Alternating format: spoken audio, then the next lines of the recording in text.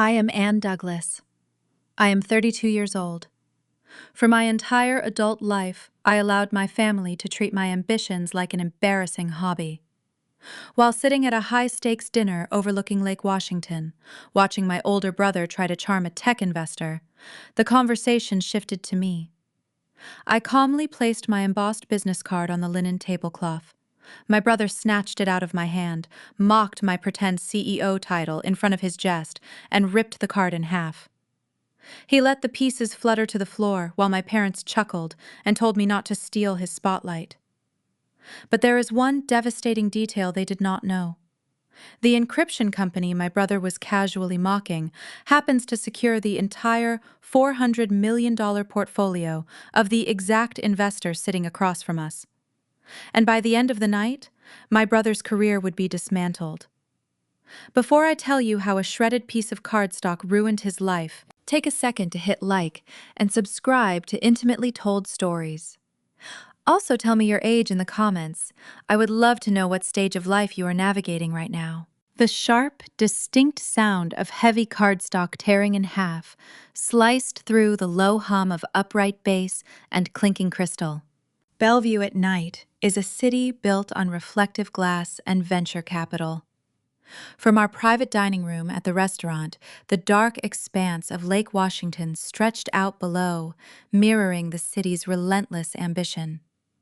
To the west, the jagged silhouette of the Olympic Mountains faded into the dusk. My brother Bradley sat at the head of the mahogany table, adjusting the cuffs of a tailored navy suit that cost more than my first server rack. He was 35, newly appointed as a vice president at a boutique investment firm, and radiating the kind of nervous energy that requires constant validation. He dabbed his forehead with a linen napkin. A bead of sweat had formed near his hairline. He checked his phone. Screen on, screen off. Swipe lock pocket. He pulled it out again 10 seconds later, his thumb tapping a rapid, erratic rhythm against the glass. He projected the aura of a highly leveraged man waiting for a margin call. "He should be here any minute," Bradley said, his voice tight, lacking its usual performative boom. The man we were waiting for was Victor Alden. In the Pacific Northwest tech ecosystem, Victor was the weather. Where he pointed his checkbook, the forecast turned to gold. Bradley had spent 3 grueling months trying to secure Victor's capital for his firm's latest portfolio offering. Tonight was the closing dinner. To project an image of grounded, local stability, Bradley had orchestrated this specific family gathering. He brought in our parents, Dennis and Patricia, who sat to his right, practically vibrating with pride. And then there was me, seated near the far corner of the table. I was the prop. The dutiful sister guilt-tripped into filling out the chairs to make Bradley look like a devoted, well-adjusted family man. "Just smile, Anne," my mother murmured, leaning over her untouched endive salad. She smoothed the lapel of her designer jacket. "This is a very big night for your brother. Do not talk about computers or whatever it is you do in that drafty warehouse." "It is a climate-controlled data center, Mom," I replied, keeping my tone flat. I took a measured sip of sparkling water, letting the cold citrus settle on my tongue. "Same thing," Dennis chimed in, adjusting his silk tie. He pointed a finger at me, a gesture he used whenever he wanted to establish order. "Just let Bradley steer the conversation. He knows how to handle these heavy hitters. You just nod and look supportive." The private room's heavy mahogany door clicked open. Victor Alden walked in. He did not wear a tie. His blazer was unstructured, his charcoal shirt unbuttoned at the collar. He carried the quiet, undeniable gravity of a man who owned his own time, a stark contrast to Bradley's rigid, desperate posture. Bradley stood up so fast his chair scraped against the hard wood. "Victor, so glad you could make it. We were just enjoying the view." Victor offered a polite, brief handshake. "Traffic on the bridge, you know how it is. The rain always slows the commute."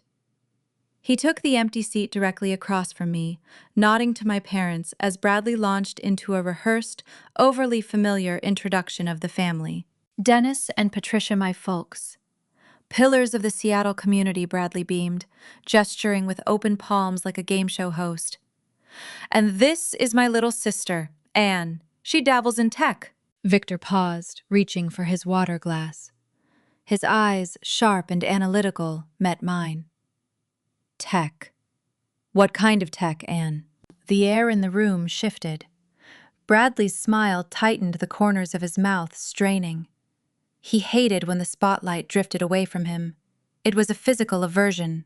Enterprise encryption and cloud infrastructure, I said evenly. Patricia let out a high, breathy chuckle, waving her hand in the air. Oh, Victor, do not let her bore you. It is just a little project she runs. She is always tinkering with wires. I am interested, Victor said, his gaze remaining steady on me, ignoring my mother's interruption. What is the name of the project? I did not speak. I reached into my clutch, retrieved a single matte black business card, and slid it across the white linen tablecloth. The embossed silver lettering caught the dim chandelier light. Lumina Data Services, Anne Douglas, founder and CEO. The card stopped halfway across the table. Bradley intercepted it. His hand darted out, snatching the card before Victor could read it. Bradley let out a booming, theatrical laugh that echoed off the acoustic glass windows. Playing pretend CEO again, Annie. Bradley sneered, holding the card up by the corner, as if it were a soiled napkin.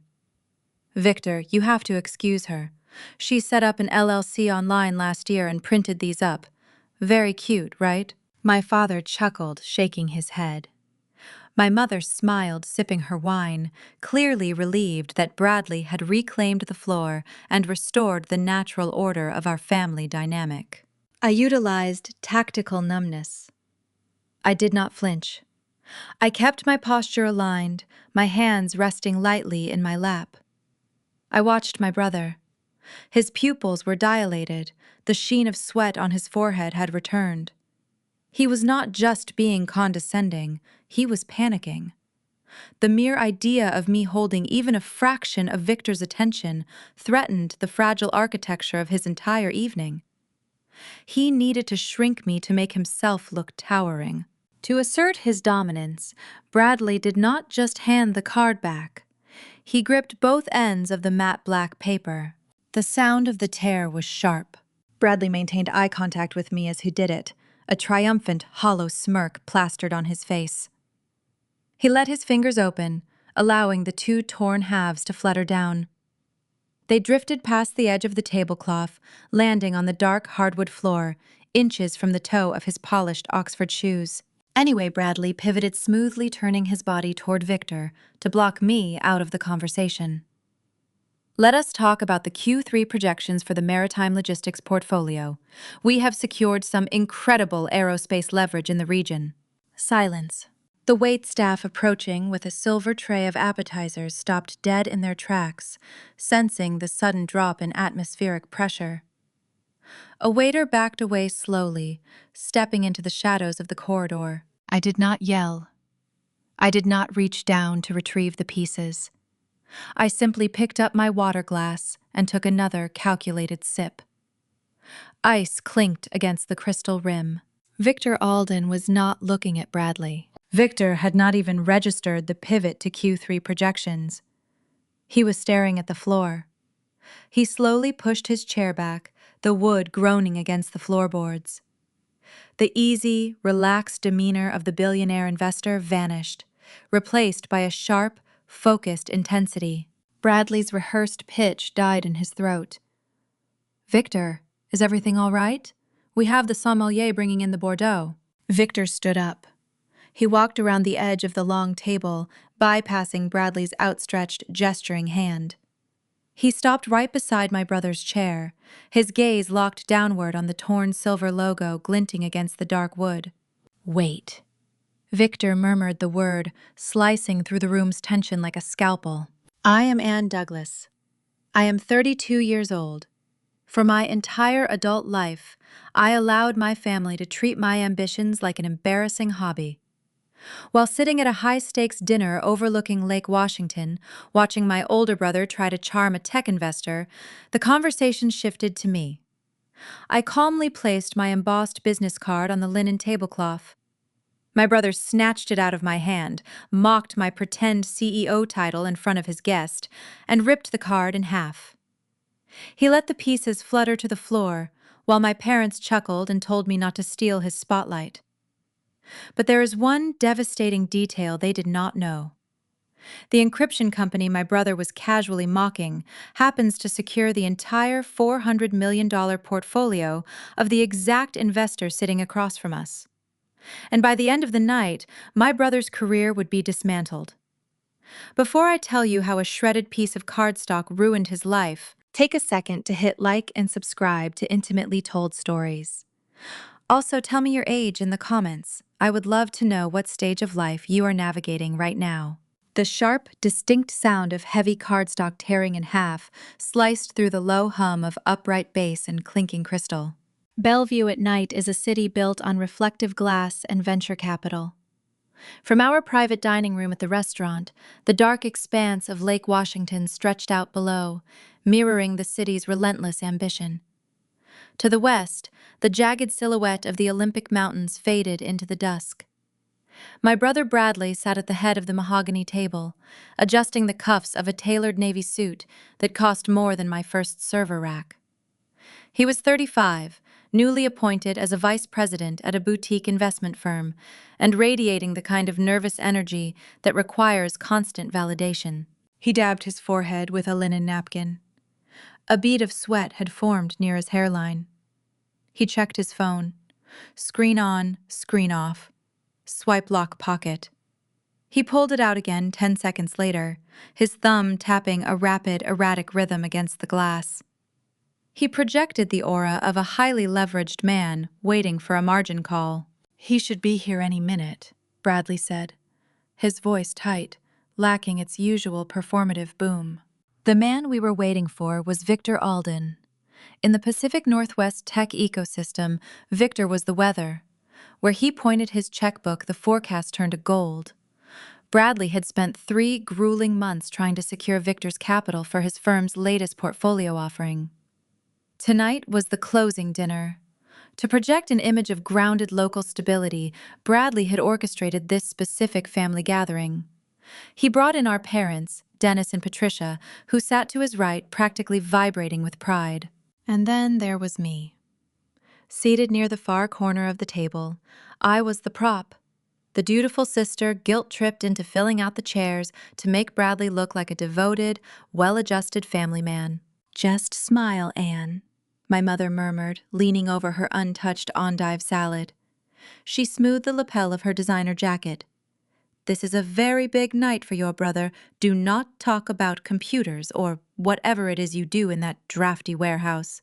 "It is a climate-controlled data center, Mom," I replied, keeping my tone flat. I took a measured sip of sparkling water, letting the cold citrus settle on my tongue. "Same thing," Dennis chimed in, adjusting his silk tie. He pointed a finger at me, a gesture he used whenever he wanted to establish order. "Just let Bradley steer the conversation. He knows how to handle these heavy hitters. You just nod and look supportive." The private room's heavy mahogany door clicked open. Victor Alden walked in. He did not wear a tie. His blazer was unstructured, his charcoal shirt unbuttoned at the collar. He carried the quiet, undeniable gravity of a man who owned his own time, a stark contrast to Bradley's rigid, desperate posture. Bradley stood up so fast his chair scraped against the hard wood. "Victor! So glad you could make it. We were just enjoying the view." Victor offered a polite, brief handshake. "Traffic on the bridge. You know how it is. The rain always slows the commute." He took the empty seat directly across from me, nodding to my parents as Bradley launched into a rehearsed, overly familiar introduction of the family. "Dennis and Patricia, my folks. Pillars of the Seattle community," Bradley beamed, gesturing with open palms like a game show host.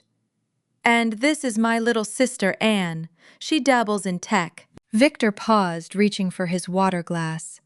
His eyes, sharp and analytical, met mine. "Tech. What kind of tech, Anne?" The air in the room shifted. Bradley's smile tightened the corners of his mouth, straining. He hated when the spotlight drifted away from him. It was a physical aversion. Enterprise encryption and cloud infrastructure, I said evenly. Patricia let out a high, breathy chuckle, waving her hand in the air. Oh, Victor, do not let her bore you. It is just a little project she runs. She is always tinkering with wires. I am interested, Victor said, his gaze remaining steady on me, ignoring my mother's interruption. What is the name of the project? I did not speak. I reached into my clutch, retrieved a single matte black business card, and slid it across the white linen tablecloth. The embossed silver lettering caught the dim chandelier light. Lumina Data Services, Anne Douglas, founder and CEO. The card stopped halfway across the table. Bradley intercepted it. His hand darted out, snatching the card before Victor could read it. Bradley let out a booming, theatrical laugh that echoed off the acoustic glass windows. Playing pretend CEO again, Annie. Bradley sneered, holding the card up by the corner, as if it were a soiled napkin. Victor, you have to excuse her. She set up an LLC online last year and printed these up. Very cute, right? My father chuckled, shaking his head. My mother smiled, sipping her wine, clearly relieved that Bradley had reclaimed the floor and restored the natural order of our family dynamic. I utilized tactical numbness. I did not flinch. I kept my posture aligned, my hands resting lightly in my lap.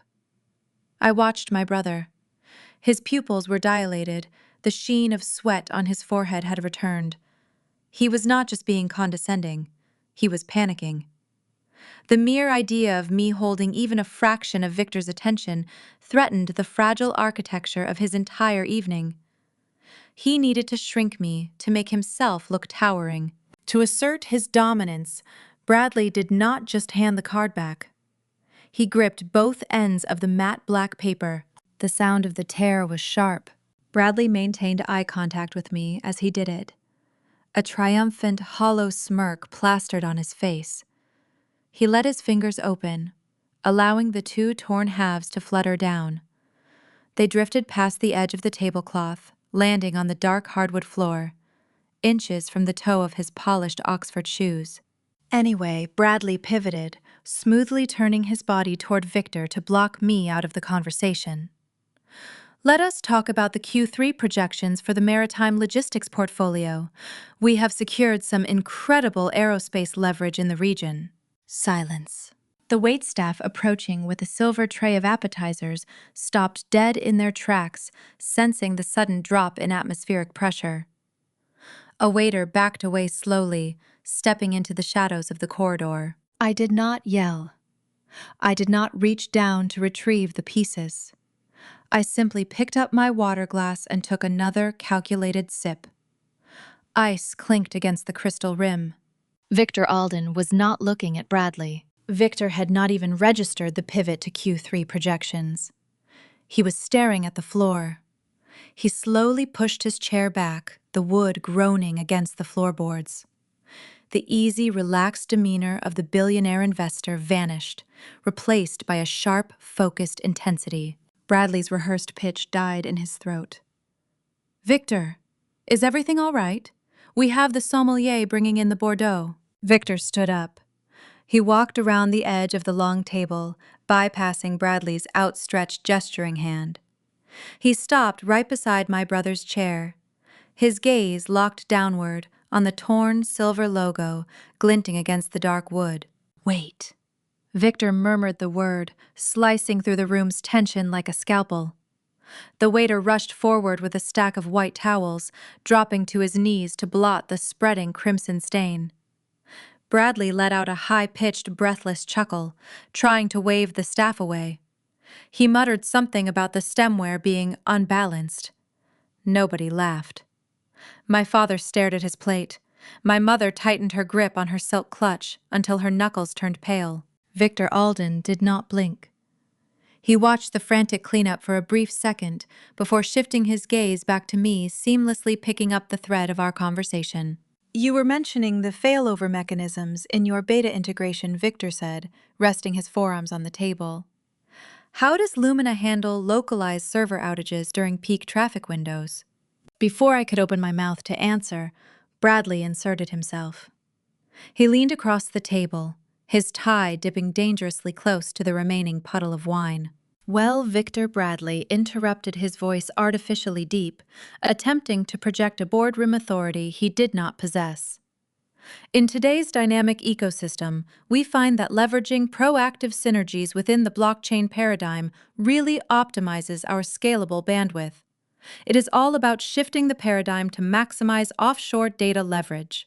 The silence that followed was profound. I did not argue with him.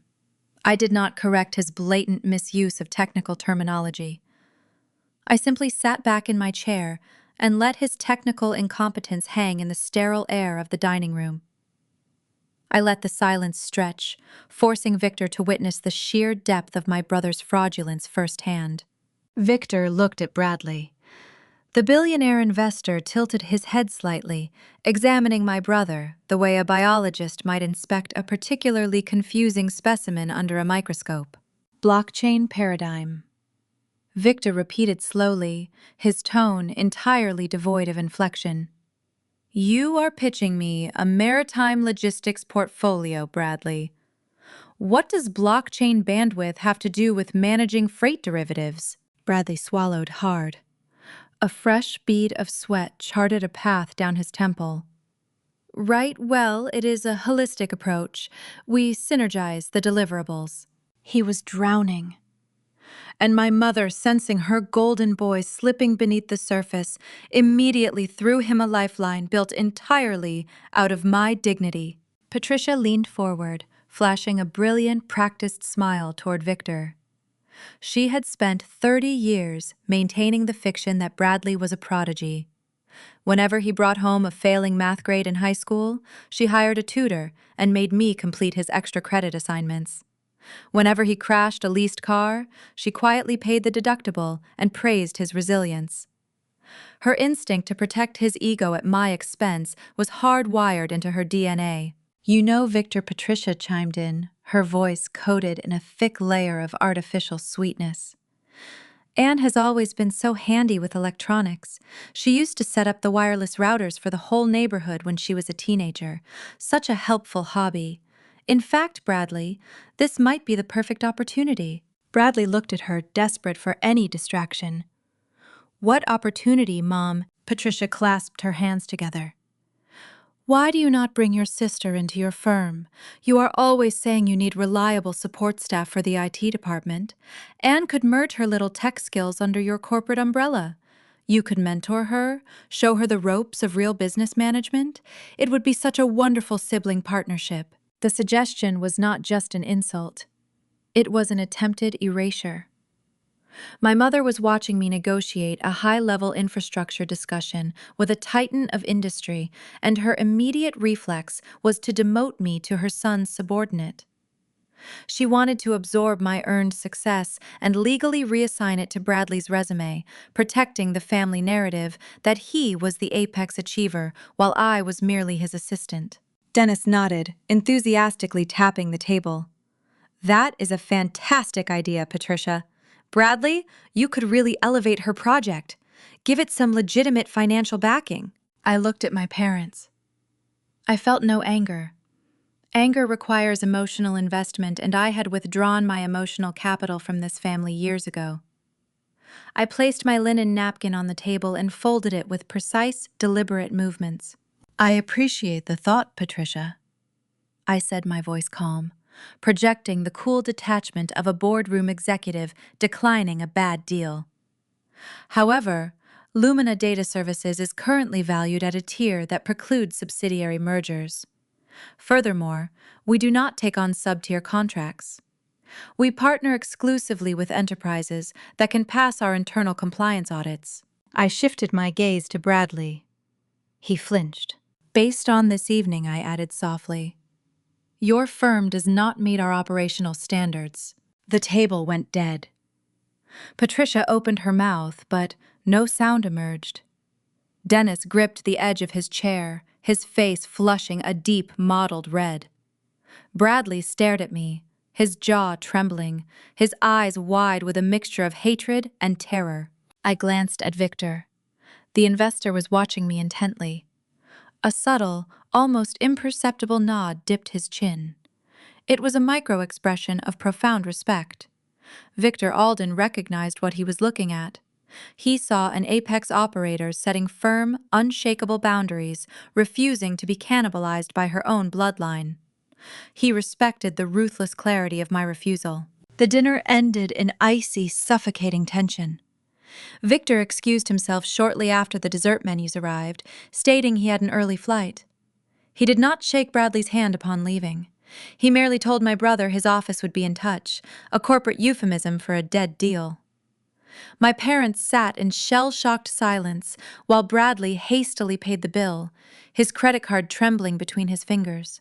20 minutes later, I stepped out of the restaurant's heavy glass doors into the biting cold of the Pacific Northwest night. The Bellevue parking lot was slick with a steady, icy drizzle. The ambient glow of streetlights reflected off the wet asphalt, casting long shadows across the rows of parked luxury sedans. The air smelled of wet pine and exhaust fumes. I handed my ticket to the valet and pulled my trench coat tighter against the wind. Anne. The voice echoed sharply across the pavement. I turned. Bradley was storming across the wet asphalt. He had abandoned his overcoat, marching through the freezing rain in his ruined Italian suit. His tailored pants were still stained with dried wine. His hair, usually styled with immaculate precision, hung limp and damp across his forehead. The mask of the polished corporate vice president had dissolved, leaving behind a frantic, cornered animal. He closed the distance between us, stepping uncomfortably close, trying to use his height to intimidate me. The smell of stale wine and nervous perspiration radiated off him. "You did that on purpose," Bradley hissed. His voice trembled with a raw, desperate fury. "You sat there all night, waiting for your moment to embarrass me. You knew how important this deal was for my career." I stood my ground. I did not lean back. I met his furious glare with a cold, unblinking stare. "I did not do anything to you, Bradley. Do not lie to me." He spat, thrusting a finger toward my face. "You flaunted that stupid business card just to sabotage my pitch. You are just jealous. You have always been jealous of my success, so you tried to ruin my relationship with Victor." "You do not have a relationship with Victor," I replied, my tone flat and clinical. "You had a dinner reservation, and you spent the entire evening exposing your own incompetence." He gritted his teeth, his hands balling into tight fists at his sides. "I am going to lose this funding because of you. Do you understand that? If Victor pulls out, my firm goes under. I am the VP. I am supposed to deliver this capital. You owe me an apology. You need to call him tomorrow and fix this." The sheer audacity of his demand hung in the damp air. He still believed he could order me to repair the damage he inflicted upon himself. He still thought I was the obedient sister who would quietly sweep up his shattered glass. The valet arrived, pulling my practical, dark gray sedan up to the curb. The engine idled with a quiet, steady hum. I turned back to my brother. "I am not calling anyone Bradley," I said, my voice dropping to a whisper that cut through the sound of the falling rain. "I did not expose you tonight. The floor did." I opened my car door and slid into the driver's seat. I pulled the door shut, cutting off the sound of his heavy, ragged breathing. Through the rain-streaked glass, I watched him standing alone in the empty parking lot. The cold Puget Sound drizzle soaked through his expensive, ruined suit. His fists remained clenched, his shoulders rigid with fury. But beneath the anger, I saw the exact emotion he was trying so desperately to hide. Panic. A deep, unspoken terror was setting in. His leverage was evaporating. The Golden Boy was finally realizing that the ground beneath his feet was made of glass, and it was already starting to crack. I put the car in drive and pulled away from the curb, leaving him in the rearview mirror shrinking smaller and smaller into the dark Seattle night until he vanished entirely. The following Monday morning arrived with the crisp, unforgiving clarity that only a Pacific Northwest rainstorm can bring. I sat at the head of my conference table inside Lumina Data Services headquarters. My office was located on the 34th floor of a sleek steel and glass high-rise in downtown Seattle. The contrast between my workspace and my brother's world was sharp and intentional. There was no performative luxury here. You would not find mahogany wet bars, imported leather sofas, or abstract art purchased solely to impress clients. My environment was built on systemic, operational competence. The walls were soundproof glass, offering an unobstructed view of the gray, rolling clouds over Elliott Bay. The desks were ergonomic, the monitors were matte, and the prevailing sound was the quiet, steady hum of apex professionals executing complex tasks. We did not need to project success because our quarterly profit margins provided all the necessary volume. I was in the middle of reviewing a highly sensitive deployment schedule when my private cell phone vibrated against the polished quartz table. The caller identification displayed my mother's name. Patricia rarely called me during market hours unless she needed technical support for her tablet or a favor that involved covering for Bradley. I let it vibrate 3 times. I finished highlighting a row of data saved the encrypted file and picked up the device. "Anne, you need to fix this right now." Patricia did not offer a greeting. Her voice was shrill, teetering on the edge of a full-blown panic attack. The background noise suggested she was pacing rapidly across hardwood floors. "Fix what, Patricia?" I asked, keeping my tone flat and even. "Victor Alden pulled out." Her breath hitched, sounding ragged and frantic. "He formally froze the entire funding round for Bradley's firm this morning. His legal team sent an email terminating the negotiations." I leaned back in my ergonomic chair. I looked out at the rain streaking horizontally across the thick glass windows. "I am sure Bradley's managing partners are handling the fallout. That is a corporate issue, not a family matter."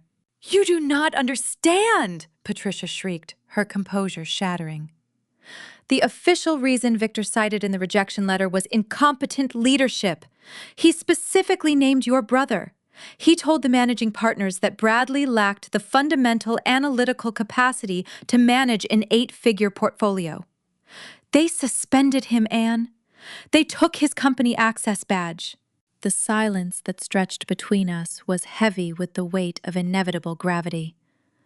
The hollow facade had finally cracked, and the ecosystem that sustained it was collapsing. Before I could formulate a response, the sound of the phone fumbling echoed through the speaker. Dennis had snatched the device from his wife. "Listen to me very carefully, young lady," my father commanded. His voice carried that familiar patriarchal gravel, the tone he used to terminate arguments and enforce compliance. "You are going to pick up your phone, call your new friend Victor, and you are going to smooth this over. You will tell him that Bradley is a brilliant asset and that terminating this deal is a grave mistake." The audacity was staggering.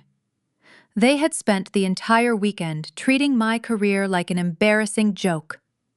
They had laughed while my brother physically destroyed my credential.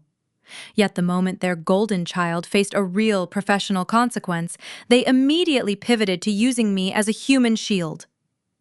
They still did not respect my work, but they were entirely willing to exploit my access. I closed my eyes. The conditioned reflex flared up in my chest, hot and urgent. For 2 decades, my defined role in this family was the quiet fixer. I was the one who smoothed over the rough edges, absorbed the blame, and quietly repaired the damage Bradley left in his wake. The psychological programming ran deep. A small, terrified part of my brain screamed at me to obey, to make the call, to earn my father's fleeting approval by rescuing his favored son. I breathed through it. I visualized that reflex as a physical cord, and I mentally severed it. "I cannot do that, Dennis," I replied. My voice did not shake. It was a simple statement of architectural fact. "Do not tell me what you cannot do," he snapped, the anger rising in his throat. "You sat there on Friday night flaunting your little tech business, cozying up to the man. You have influence with him. Use it. You owe your brother this much." "I owe my brother nothing." I opened my eyes, staring at the cold, gray Seattle skyline. Victor Alden made a data-driven financial decision based on Bradley's own behavior. I do not leverage my company's reputation to subsidize incompetence. I terminated the call. I placed the phone face down on the desk. My heart beat a steady, controlled rhythm against my ribs. There was no guilt, only the stark, illuminating clarity of daylight shining on a broken machine. I turned my attention to the dual monitors on my desk. I opened a blank spreadsheet. I did not need to hack into any personal accounts to understand the true depth of the situation. I possessed an analytical mind, trained to identify structural weaknesses. And Bradley's life was a textbook case of bad math. I began inputting estimates based on basic economic reality. I typed in the average monthly rent for a Belltown penthouse with water views. I added the lease payments for a luxury European SUV. I calculated the dues for his exclusive downtown athletic club, his tailored wardrobe budget, and the frequent dinners at high-end steakhouses. I summed the column. Then I entered a generous estimate for the base salary of a junior vice president at a boutique Seattle firm, subtracting the industry standard tax bracket. I hit enter. The resulting number bled red across the screen. The deficit was profound. Bradley was not just living paycheck to paycheck. He was drowning in leveraged debt. His entire lifestyle was an optical illusion built on credit cards and the arrogant assumption that this specific maritime deal would yield a commission large enough to bail him out. He had bet his entire existence on a hand he did not know how to play. Stepping in to rescue him now would not be an act of family loyalty. It would be an act of profound sabotage. Wiring him money or using my leverage to restore his job would only validate his delusion. It would teach him that his reckless arrogance carried no actual cost. Gravity needed to do its work. I deleted the spreadsheet. I closed the window, erasing his financial ruin from my workstation. I had my own empire to run. I shifted my focus back to the deployment schedule, losing myself in the clean, predictable logic of encrypted code. For the next 2 hours, the office functioned with its usual flawless rhythm. The rain outside turned into a steady driving downpour, washing the city streets clean. At exactly 11:14 in the morning, a high-priority notification slid into the upper right corner of my primary monitor. It was an encrypted email forwarded directly from my executive assistant. The sender address belonged to the private family office of Victor Alden. I clicked the icon opening the message. It was a formal calendar invitation. The subject line read, "Lumina Data Services Acquisition and Strategic Partnership." The body of the text was brief, devoid of corporate fluff. Victor was requesting a closed-door meeting at my headquarters for the following afternoon. He wanted to discuss absorbing Lumina's infrastructure into his broader portfolio on a permanent basis. The tier level required for this specific type of executive meeting implied a valuation resting comfortably in the 9-figure range. Victor had not just frozen Bradley out of the ecosystem. He had bypassed the boutique firm entirely, pivoting his vast resources directly toward the sister they had mocked. I leaned back in my chair, staring at the calendar notification glowing against the dark screen. The stage was set. The collision course was locked. Bradley's firm was bleeding out, and the man who held the knife was currently knocking on my front door to offer me a kingdom.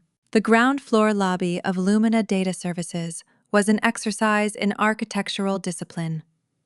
I stepped out of the private elevator at 1:15 in the afternoon. The air down here was climate-controlled to a perfect 68 degrees, smelling faintly of ozone and expensive espresso from the corner cafe. The walls were clad in sound-dampening acoustic timber panels, designed to absorb excess noise and project an aura of quiet, sterile efficiency. This was my sanctuary. I had built this environment to reflect my own mind, orderly, predictable, secure. I was walking toward the front reception desk to authorize a physical ledger for an incoming server rack delivery when a discordant sound shattered the pristine atmosphere. Someone was shouting at my lead receptionist. I paused.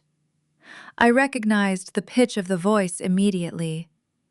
It was the sound of unearned entitlement running headfirst into a strict corporate boundary. Bradley leaned heavily against the curved marble reception desk. He was a striking visual representation of an eroding facade. The relentless Washington rain had shown him no mercy. His designer Italian suit, which he usually wore like a suit of armor, was soaked through. The dark wool clung to his frame in heavy, misshapen folds, dripping water onto the polished concrete floor. His silk tie hung loose and askew. He was breathing hard, his chest heaving under the ruined fabric. He looked small.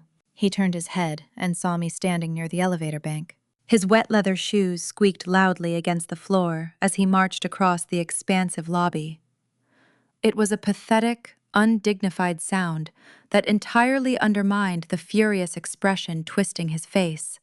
"You think you are a genius," Bradley snarled, closing the distance between us. I did not step back. I kept my hands relaxed at my sides, my posture straight. I focused on the smell of stale coffee and panicked perspiration radiating from him. "How did you get past the exterior turnstiles, Bradley?" I asked. My tone was flat, devoid of any emotional fluctuation. "I slipped in behind a courier," he panted, stopping, mere inches from my face. He tried to use his height to loom over me, an old intimidation tactic he had perfected when we were teenagers. "Do not change the subject. I know about the meeting." I maintained eye contact. "What meeting?" "Victor Alden," he spat, pointing a shaking finger at my chest. "Someone at my firm leaked his updated calendar. He requested a closed-door acquisition summit with you this afternoon. You stole my investor, Anne. You humiliated me at that dinner so you could slide in and poach the capital I spent 3 months cultivating." I observed the erratic pulse visible in his neck. His reality was so distorted that he actually believed a billionaire venture capitalist could be stolen like a piece of office equipment. "Victor Alden is not a client of yours," I stated clinically. "He froze your funding round because your projections lacked mathematical integrity. His decision to evaluate Lumina Data Services is based on our operational metrics, not a personal vendetta. We offer a proprietary product he needs. You offered him empty buzzwords." He ground his teeth together. The muscles in his jaw jumped. "You are going to fix this. You are going to write my firm into the deal." I tilted my head a fraction of an inch. "Explain the logistics of that demand." "You name my firm as the official broker for the acquisition," he said, the desperation leaking into his voice. "We act as the intermediary entity. We take a standard 7% consulting commission on the final valuation. It costs you nothing out of pocket. Victor pays the gross. We take the cut, and I get to walk back into my managing partner's office with an 8-figure transaction. It saves my job." I let the sheer absurdity of his proposal hang in the sterile air of the lobby. I allowed the silence to stretch, forcing him to listen to his own ragged breathing. "A boutique investment firm does not broker a direct acquisition between a venture capitalist and an enterprise tech firm," I replied, dissecting his demand with surgical precision. "We already retain dedicated legal counsel and internal merger specialists. Adding you to the contract introduces an unnecessary intermediary. You offer 0 logistical value. Your presence in this negotiation would flag as an anomaly during a standard financial audit. I will not compromise the structural integrity of a 9-figure deal to subsidize your failing career." He took another step forward, violating my personal space. The damp wool of his sleeve brushed against my blazer. His eyes were wide, bloodshot, and wild. He was trying to force a reaction, trying to make me shrink, trying to trigger the obedient sister who used to write his term papers. I utilized tactical numbness. I slowed my breathing, matching my heart rate to the steady hum of the building's ventilation system. I became a mirror, reflecting his chaos back at him without absorbing a single drop of it. I did not flinch. "You listen to me," he hissed, a fine mist of spit flying from his lips. "If you do not write me into this contract, I will call Mom and Dad right now. I will tell them you orchestrated this entire scenario to ruin me. I will tell them you deliberately sabotaged my career out of spite. They will cut you off. You will be dead to this family. You will not be invited to holidays. You will not exist to them." He delivered the threat like he was dropping an anvil. He expected me to crumble. He expected the fear of parental abandonment to override my logical processing. For 3 decades, the threat of being cast out of the family unit was the ultimate weapon wielded against me. I looked at the water pooling around his ruined shoes. I looked at the frantic, desperate man who had spent his entire life taking credit for my quiet sacrifices. I weighed the value of my parents' conditional approval against the peace of my own independence. The calculation took less than a second. "Done," I said. The single syllable hung in the air, sharp and final. Bradley froze. The furious momentum drained out of his posture, leaving him suspended in a state of profound confusion. His mouth opened, but his vocal cords failed to produce a sound. He had fired his most devastating weapon, and it had simply bounced off. What he whispered. "I accept your terms," I said, my voice carrying the calm efficiency of a chief executive finalizing a termination. "You may call Dennis and Patricia. You may tell them whatever narrative helps you sleep tonight. The transaction is complete." I raised my right hand, catching the attention of the front desk. Marcus, my head of physical security, had been watching the interaction closely from the podium. I gave him a brief, subtle nod. Marcus was a former military contractor who approached his duties with a quiet, unshakable professionalism. He crossed the lobby in long, measured strides, flanked by another guard. They flanked my brother smoothly, stepping between us and breaking Bradley's line of sight. Sir Marcus said, his voice a low, rumbling baritone. "It is time for you to leave the premises." Bradley snapped out of his shock. The confusion mutated back into blind, cornered panic. "You cannot do this!" he yelled, trying to push past the wall of muscle in front of him. "I am her brother, Anne! You cannot just erase me!" Marcus placed a firm, unyielding hand on Bradley's shoulder, turning him forcefully toward the revolving glass doors. "You are trespassing, sir. Walk toward the exit, or we will escort you to the pavement." I did not stay to watch the struggle. I turned my back on the chaotic scene and walked toward the private elevator bank. I swiped my keycard. The stainless steel doors slid open with a soft chime. I stepped inside, pressing the button for the 34th floor. As the doors began to close, Bradley's voice echoed across the lobby, cracking with a mixture of rage and terror. "You are going to regret this. You hear me? You are nothing without this family." The thick metal doors sealed shut, cutting off his threat entirely. The elevator ascended, pulling me upward into the quiet, secure altitude of my empire. The ambient instrumental music in the cabin played a soothing melody, a stark contrast to the storm I had just left behind. My pulse remained steady. I adjusted the cuffs of my blazer. My mobile device buzzed inside my pocket. I retrieved it, glancing at the screen. It was a secure message from Victor Alden's executive team transmitting the preliminary agenda for our afternoon meeting. I scanned the bullet points, expecting standard financial disclosures and back-end infrastructure queries.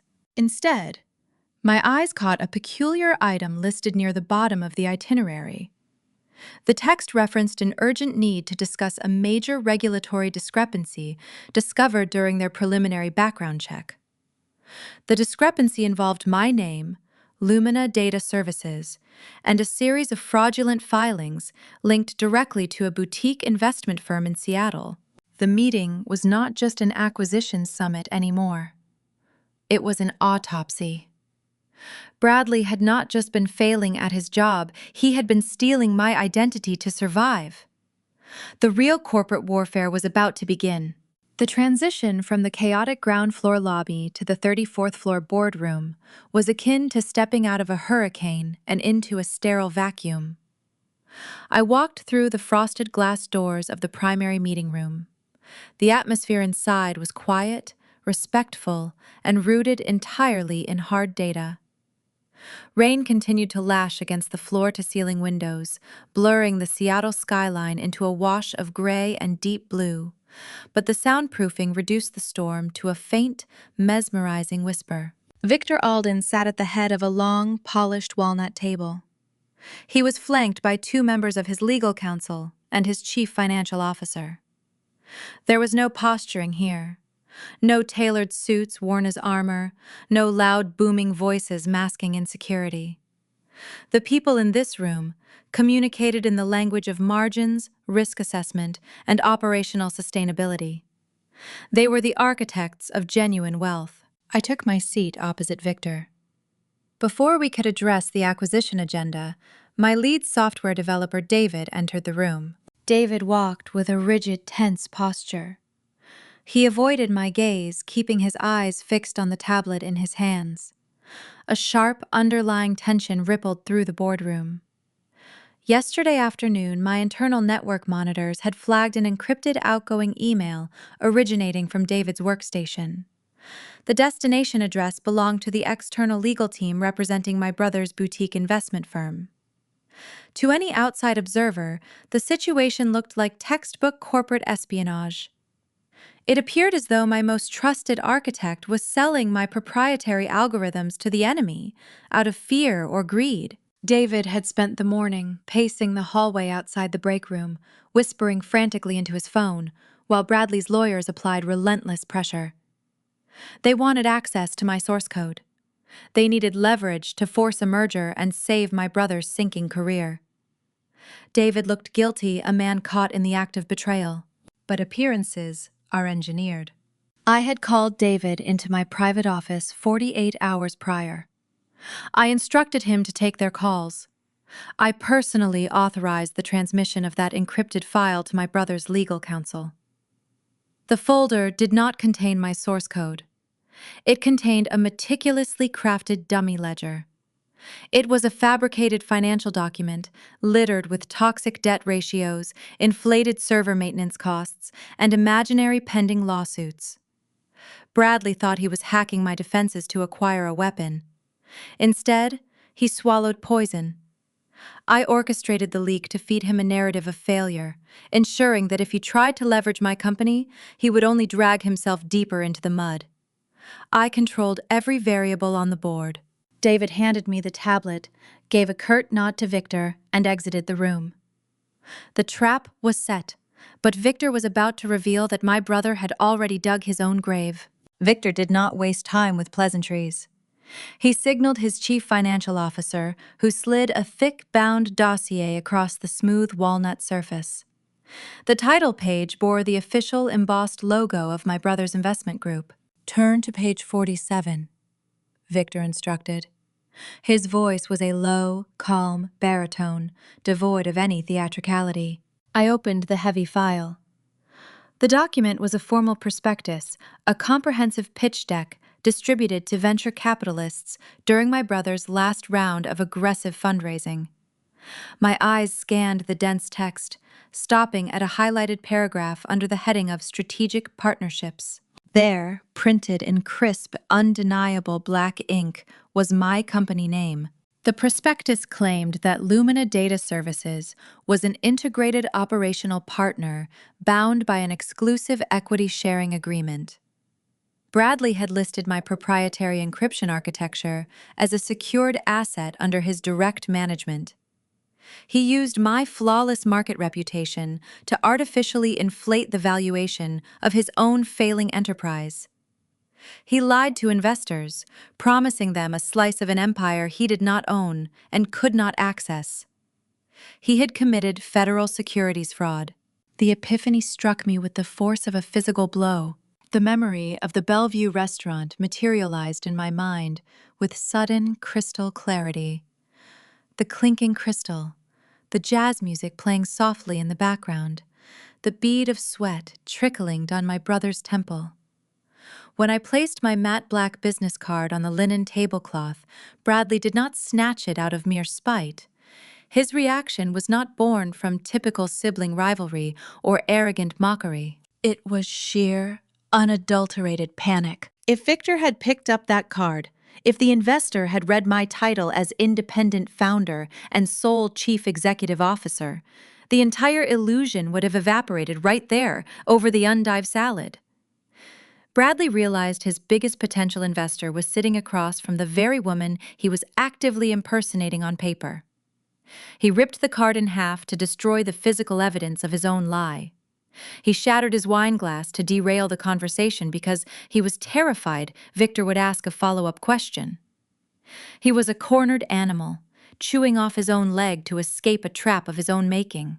Victor leaned back in his leather chair. His expression was inscrutable. He watched my face, waiting for my reaction. He needed to know if I was complicit or if I was a victim. Is there any existing legal framework binding your infrastructure to his portfolio? Victor asked. A single word from me could alter the trajectory of multiple lives. If I said yes, I could validate my brother's lie. I could shield him from the incoming legal avalanche.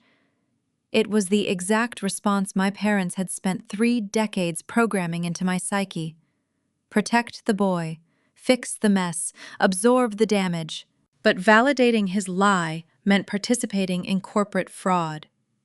It meant staining the pristine reputation I forged through sleepless nights in a damp, unheated garage. It meant destroying my own foundation to build a life raft for a man who actively tried to drown me. I looked at Victor. I met his analytical gaze with cold, unwavering certainty. I do not share equity, I stated, my voice echoing clearly in the quiet room. There is no partnership. He fabricated those claims without my knowledge or consent. Victor exhaled slowly. The subtle release of tension in his shoulders signaled his relief. He trusted my data, and now he trusted my integrity. He slid a second document across the table. It was the preliminary acquisition agreement. I asked for a pen. Victor handed me a heavy silver fountain pen. Before we finalize this, I said, I require a brief addendum. An explicit clause legally denying any affiliation past or present with that boutique investment firm. Victor nodded to his attorney. The lawyer swiftly drafted the digital amendment and printed a fresh signature page. I uncapped the pen. The metal nib scratched rhythmically against the heavy paper. I signed my name in clean, precise strokes. By executing this 9-figure partnership, I was simultaneously signing my brother's professional death warrant. I was cutting him loose, leaving him to face the consequences of his own hubris. The ink was still wet when the screen of my mobile device illuminated on the table. The silence of the boardroom amplified the low, buzzing vibration. I glanced down at the glowing screen. The caller identification displayed my mother's name. Below her name, a stark red notification appeared. 14 missed calls. The corporate execution was finalized. The ink was drying on a contract that would redefine my entire existence in the technology sector. But the rapid, frantic vibrating of the phone signaled a new storm gathering on the horizon. The familial fallout had just begun, and Patricia was demanding an audience. The boardroom emptied with quiet efficiency. Victor and his legal counsel gathered their briefcases, shook my hand, and walked out through the frosted glass doors. The heavy walnut table remained, bearing the scattered remnants of a transaction that would permanently alter my trajectory in the technology sector. My mobile device continued its relentless vibration against the polished wood. The screen flashed bright against the dimming afternoon light. I reached out and swiped the green icon, bringing the speaker to my ear. Patricia did not offer a greeting. The audio feed delivered a ragged intake of breath, followed by a sharp, piercing sob.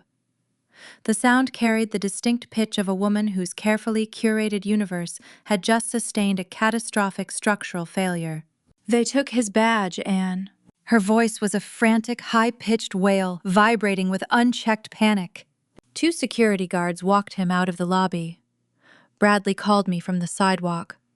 His managing partner suspended him pending a full internal investigation for gross misconduct. They froze his company accounts. He could not even pay for a taxi back to his apartment. I stood up from the leather chair and walked toward the floor-to-ceiling windows. The Seattle rain continued to wash the city streets below. I watched the tiny vehicles navigating the slick asphalt, moving in orderly, predictable lines. "I understand," I replied, keeping my vocal register flat and measured. An internal review is standard protocol when venture capitalists discover fabricated claims in a formal prospectus. My mother inhaled sharply. The grief in her throat instantly mutated into a familiar defensive hostility. The scapegoat mechanism installed decades ago to protect her favored son activated with flawless precision. "You orchestrated this," Patricia accused, her words snapping like brittle twigs. I watched a ferry cut through the dark waters of Elliott Bay. "Elaborate. Do not use that condescending tone with me." She was shouting now, the volume distorting the speaker on my phone. "You could not stand watching him succeed.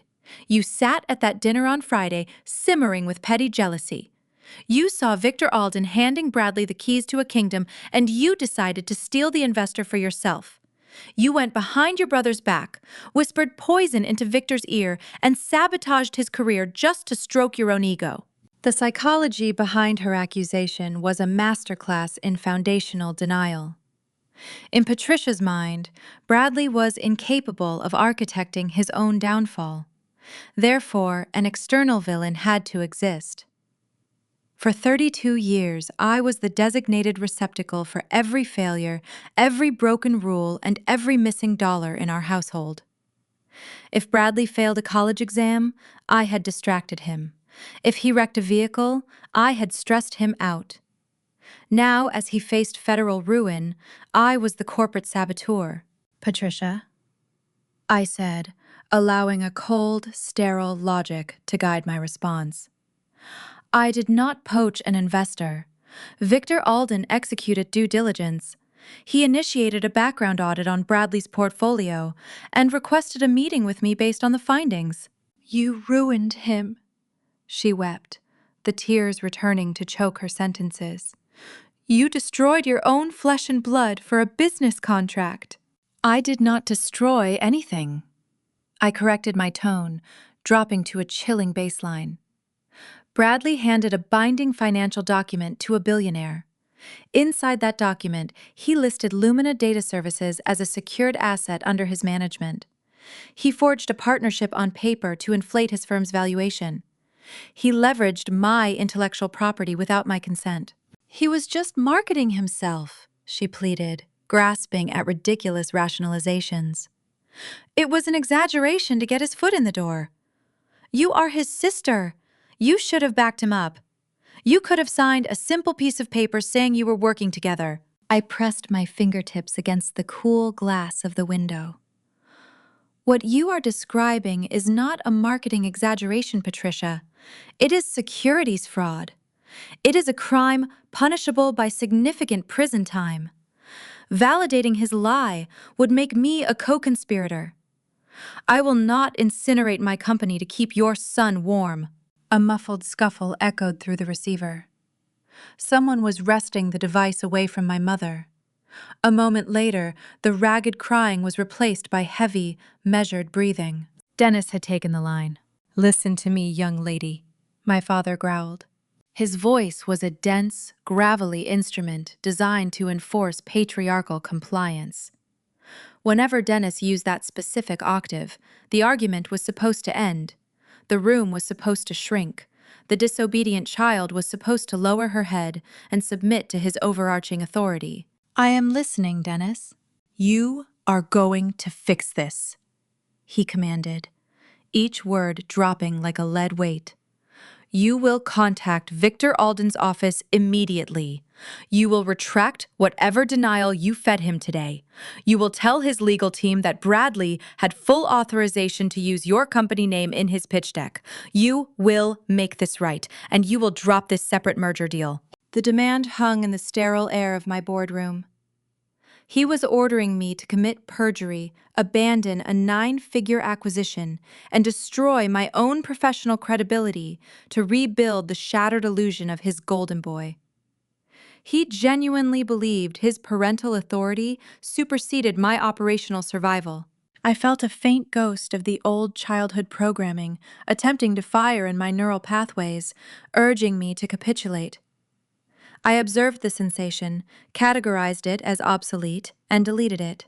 "I am responsible for my servers, my employees, and my margins," I stated, enunciating every syllable with lethal clarity. "I am not responsible for Bradley's delusions." "Do not you dare hang up on me!" Dennis roared, his facade cracking under the realization that he possessed zero actual leverage.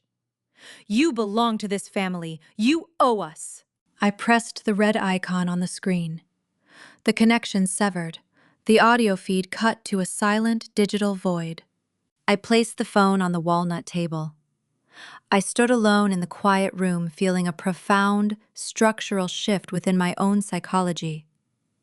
Establishing a permanent boundary does not arrive with a fanfare of trumpets. It arrives with a deafening silence. The toxic umbilical cord that had tethered me to their chaotic ecosystem was finally cut. I walked out of the boardroom and navigated the carpeted hallway back to my private office. My executive assistant, a highly efficient professional named Sarah, looked up from her dual monitors as I passed her station. "We just received an urgent flagged communication on the legal server," Sarah noted, her brow furrowed in concentration. "It came through the external portal 2 minutes ago." "Send it to my primary screen," I instructed, pushing open my glass door. I sat down in my ergonomic chair and woke up my workstation. A PDF document materialized in the center of my monitor. The header displayed the stark, minimalist logo of a ruthless downtown litigation firm, one known for aggressive scorched earth tactics. I scanned the contents. It was a formal cease and desist order. The document demanded the immediate halt of all ongoing negotiations, mergers, or structural partnerships between Lumina Data Services and Victor Alden's venture capital group. The justification listed in the second paragraph was a masterpiece of desperate legal fiction. The attorneys claimed that Bradley's boutique firm possessed an implied equitable interest in my proprietary encryption software, arguing that early familial investments entitled them to a portion of my corporate equity. Bradley was going nuclear. Suspended, humiliated, and cornered, he had retained predatory outside counsel to freeze my entire empire. If he could not siphon my success, he intended to paralyze it. He was attempting to drag my company into a drawn-out logistical quagmire, hoping Victor would abandon the acquisition to avoid the legal friction. The battle had officially migrated from the realm of emotional manipulation to a high-stakes theater of corporate warfare. I did not feel fear. I felt a cold, hyper-focused anticipation. Bradley thought a threatening letter would force a surrender, failing to realize that he had just handed a loaded weapon to an apex predator. 3 weeks elapsed. The threatening cease and desist letter I received in my office proved to be nothing more than a fragile paper tiger. My legal counsel dismantled the frivolous claim in less than 48 hours, exposing it as a desperate bluff from a man with zero leverage and rapidly depleting funds. Bradley had no capital to sustain a prolonged litigation battle. His boutique firm had frozen his accounts and suspended his credentials. The resulting silence from his lawyers signaled his total defeat on the corporate battlefield. But a cornered narcissist, deprived of legal avenues, will inevitably seek a public arena to air his grievances. The conflict migrated to the grand ballroom of a luxury hotel in downtown Bellevue. It was a Saturday evening. The Seattle technology ecosystem had gathered for a high-profile industry gala celebrating the quarter's most lucrative mergers and acquisitions. I attended not as a secondary thought, but as the guest of honor for Victor Alden. My enterprise was the newly crowned anchor of his venture capital portfolio. The ballroom hummed with the quiet, calculating energy of the Pacific Northwest elite.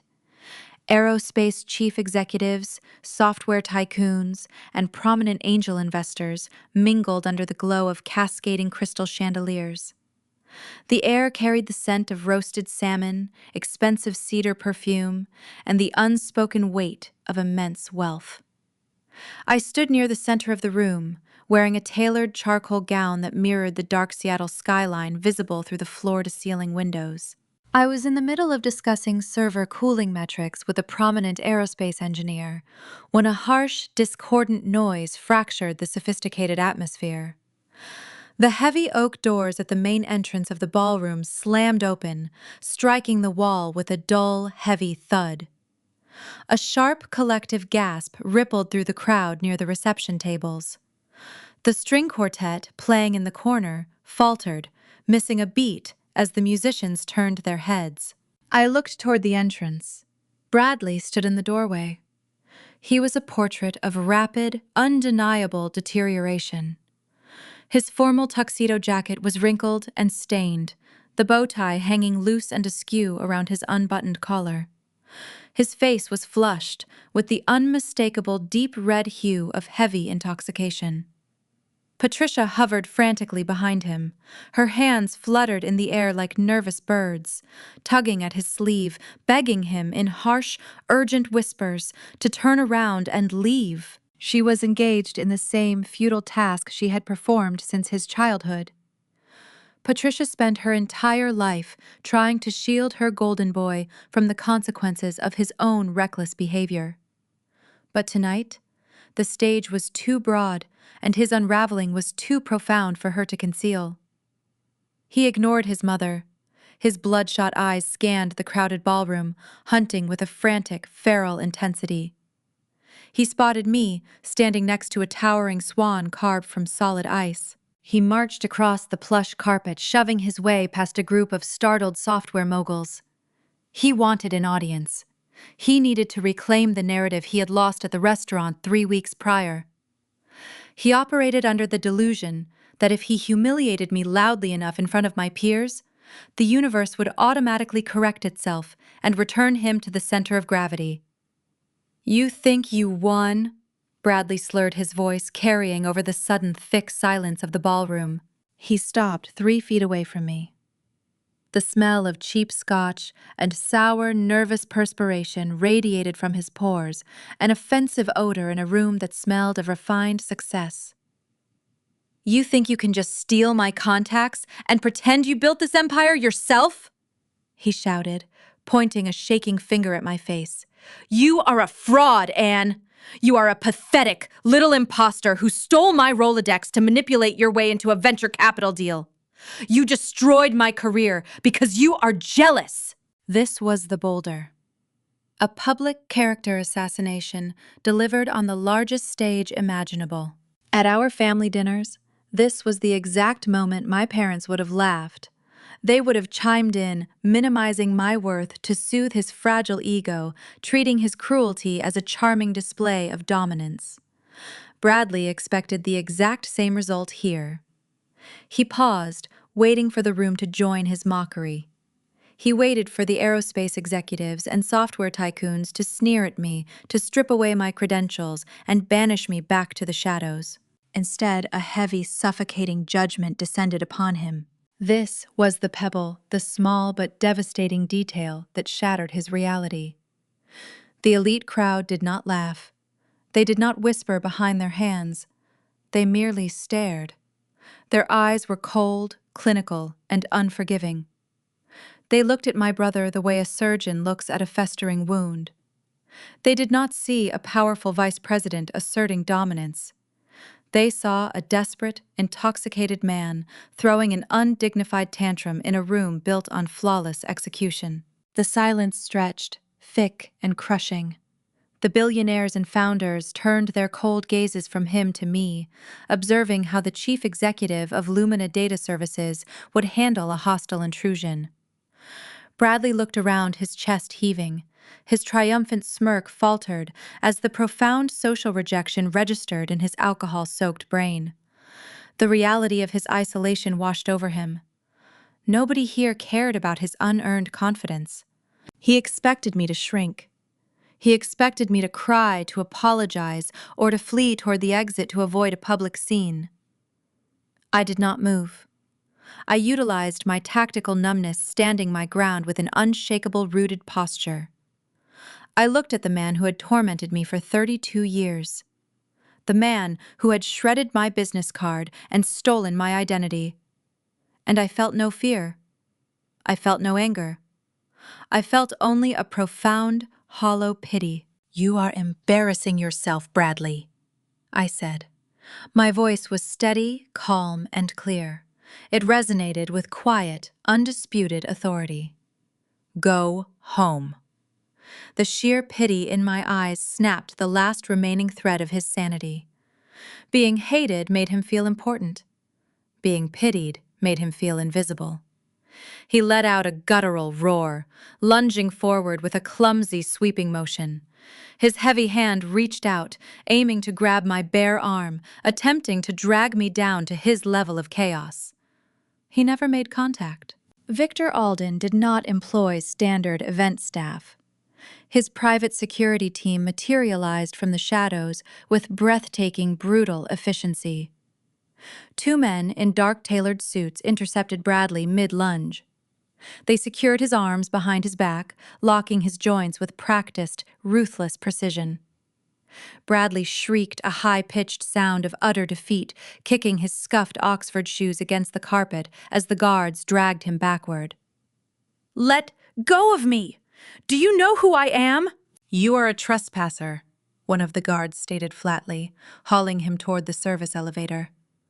Patricia covered her face with both hands, weeping in sheer mortification.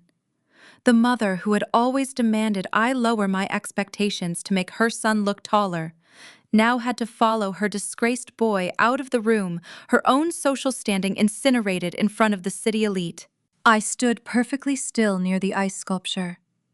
I reached down and smoothed a slight crease in my charcoal gown, entirely untouched by the chaos he desperately tried to inflict upon me. Victor stepped beside me, offering a quiet nod of immense respect for my composure. The string quartet resumed their playing, striking up a lively tempo. The whispers of the crowd shifted, analyzing the flawless execution they had just witnessed. My brother had come to destroy my reputation, but he had only finalized his own social and professional death. The Bellevue Gala would remember him as a cautionary tale, and they would remember me as an immovable force. Yet, as the jazz music swelled to fill the grand ballroom, I knew the physical confrontation was merely the prelude to the true devastation. A public collapse on this scale indicated that the hidden financial walls were finally caving in. The facade was dead. Tomorrow, the raw, unfiltered cost of his ruin would surface, and the collateral damage was about to land directly on my desk. Monday morning arrived with the sterile brightness of a freshly scrubbed operating room. The weekend storms had passed, leaving the Seattle sky a crisp, unforgiving blue. Inside my office on the 34th floor, the fallout from the Bellevue Gala did not register. There were no hushed whispers among my staff, no frantic damage control meetings, and no lingering drama. My enterprise operated at peak efficiency. I sat at my desk, reviewing deployment metrics for a new server farm in Oregon, sipping black coffee, existing in a state of tranquil equilibrium. The chaos my brother attempted to inject into my life had simply dissolved upon contact with my boundaries. At 9:14, a muted chime sounded from my private workstation. A new email appeared in my priority inbox. The sender was Claire, my brother's wife. I had met Claire 4 years ago. She was a woman who navigated life through the lens of optical success, valuing country club memberships, curated vacation photos, and the prestige of her husband's polished corporate title. We rarely spoke. She traditionally viewed my practical lifestyle with polite condescension, aligning herself perfectly with my parents' narrative that I was merely a background character in Bradley's grand production. I opened the message. The text lacked her usual refined punctuation. It was a frantic block of disjointed sentences riddled with typographical errors that betrayed a profound, shaking panic. Anne, please read this. I do not know who else to contact. The bank froze our primary checking accounts yesterday. 2 men came to the house this morning with a tow truck and took the SUV. Bradley is locked in the guest bedroom and will not speak to me. I checked the mail and found a notice of default on the penthouse. The mortgage is 4 months in arrears. We have nothing left. He told me the Victor Alden Commission was going to fix everything, but now he says you killed the deal. Please, we need a bridge loan just to keep the property. I read the email twice. The words painted a vivid, undeniable portrait of structural collapse. The illusion had shattered, and the jagged pieces were severing every lifeline Bradley had ever fabricated. The leased vehicles, the luxury real estate, the designer suits, all of it was evaporating, recalled by the creditors he had been dodging for over a year. I leaned back in my chair, staring at the glowing screen. This was the boulder. The heavy, invisible weight of societal and familial expectation pressed down on my shoulders. The unwritten rule of the affluent sibling dictates that you must extend a hand when your bloodline is drowning. You are supposed to preserve the family dignity. You are expected to write the check, absorb the deficit, and sweep the humiliation under an expensive rug.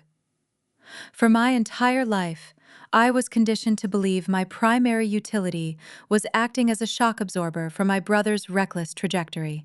I opened a new tab on my browser and logged into my secure banking portal. The dashboard materialized, displaying the liquid assets belonging to my personal accounts. The numbers were stark, precise, and substantial. I possessed more than enough capital to halt the foreclosure.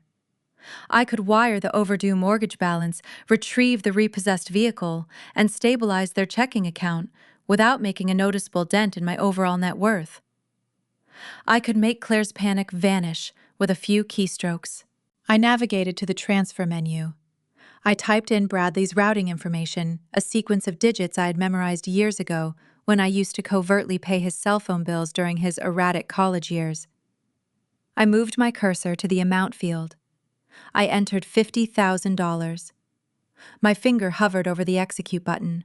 I paused, listening to the quiet, rhythmic hum of my office ventilation system. I closed my eyes and visualized the trajectory of that money. If I clicked the button, the funds would arrive in his account within minutes.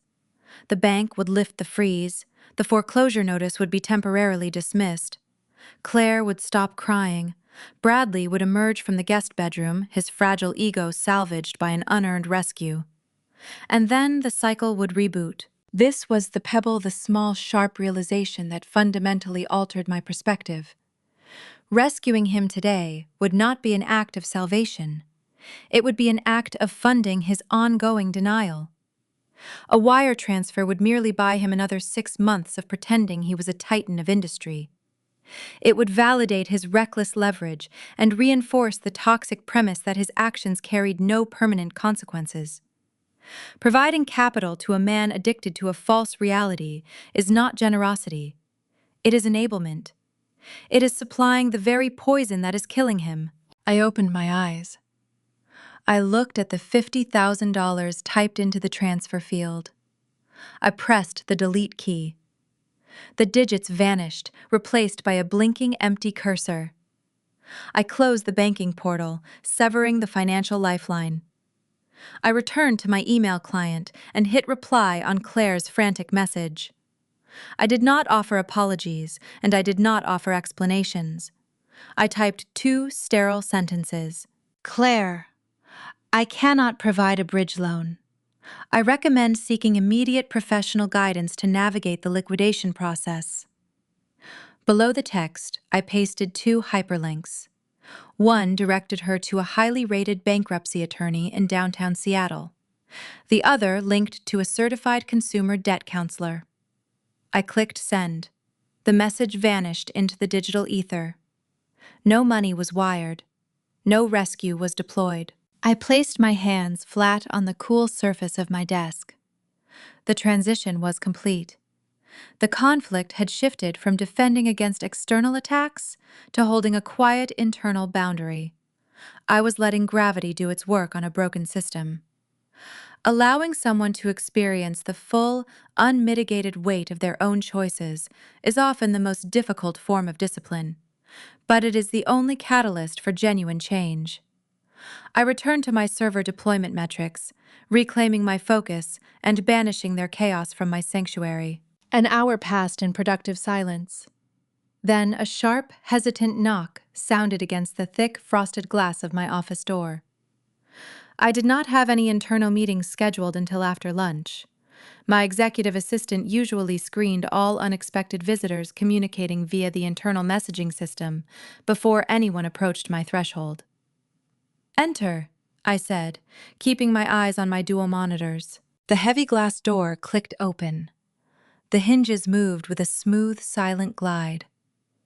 I expected to see a project manager or a courier holding a secure document parcel. Instead, my father stepped into the room. Dennis Douglas stood inside the doorway, his hand still gripping the stainless steel handle. The visual contrast between the man who had ordered me to commit corporate perjury just 3 days ago and the man standing before me now was jarring. He wore a tan trench coat, damp from the residual morning dew. He had not bothered to check it at the reception desk. His posture, usually rigid and expansive, was slumped. The broad shoulders that carried decades of patriarchal authority seemed to cave inward, collapsing under an invisible, crushing weight. His complexion was pale, the skin around his eyes bruised with dark, heavy shadows that spoke of sleepless, terrified nights. He did not boom a greeting. He did not point his finger. He did not march across the room to claim the space. He simply stood there clutching a damp leather briefcase, looking around my pristine office. His eyes tracked the panoramic views of the Puget Sound, the sleek ergonomic furniture, and the awards displayed quietly on the credenza. He was taking in the undeniable physical proof of the empire I had built without a single drop of his encouragement. I did not stand up to greet him. I did not offer him a chair. I remained seated behind my desk, folding my hands together, waiting for him to speak. "Anne," he whispered. His voice cracked, a frail, hollow sound that lacked any trace of its former gravelly dominance. The man who had spent my entire life demanding I lower my expectations. The patriarch who had relentlessly shielded his fraudulent son while dismissing his competent daughter, now stood entirely at my mercy. He looked small. He looked defeated, and as his trembling hands tightened around the handle of his briefcase, I knew the fallout from the Bellevue Gala had not just ruined my brother. The financial infection had spread upward, and the ultimate reckoning had finally arrived at my door. Dennis walked toward the guest chairs facing my desk. His steps lacked their usual heavy cadence. He sank into the gray leather seating, placing his damp briefcase on his lap. He kept his eyes averted, staring at the polished grain of my walnut desk. For a long time, the only sound in the room was the quiet hum of the climate control system and the rhythmic patter of rain against the glass. I allowed the silence to stretch. I did not offer him a beverage. I did not ask how his drive was. I simply waited for him to initiate the conversation. Growing up, Dennis Douglas occupied the center of every room he entered. He was a man who believed volume equated to correctness. If I ever questioned a curfew or challenged a flawed logic during a family debate, he would raise his voice until the sheer decibel level forced my submission. He treated obedience as a currency, and I was always overdrawn in his ledger. Now, sitting inside the headquarters of an enterprise I built from scratch, he was bankrupt in every conceivable metric.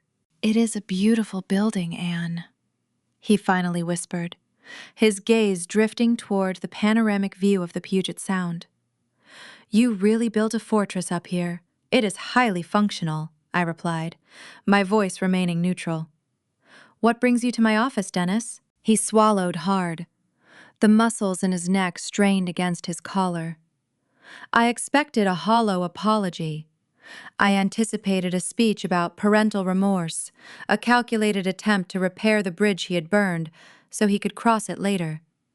I was prepared to dismantle a fake reconciliation designed to ease his conscience. But the reality was far more severe. "I need your help," he choked out, his fingers digging into the leather of his briefcase. "We are going to lose the house." This was the boulder. The Bellevue estate was my parents' crowning achievement. It was a sprawling property featuring manicured lawns, a custom wine cellar, and a deep water dock. They purchased it 20 years ago to signal their arrival in the upper echelons of suburban society. It was the physical manifestation of their ego, a monument to their perceived superiority. "Bradley is facing foreclosure on his penthouse," I stated calmly, clarifying the timeline. "Your primary residence is a separate asset entirely." "It was a separate asset," Dennis corrected, a tear escaping the corner of his eye and tracing a path down his weathered cheek. He wiped it away hastily, embarrassed by his own fragility. 2 years ago, Bradley came to us with a proposition.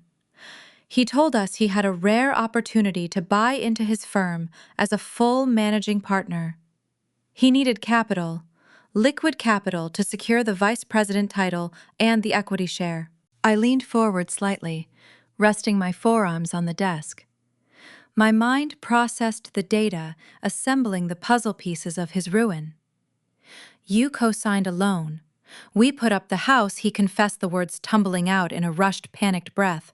"We signed the deed over as collateral for a commercial line of credit.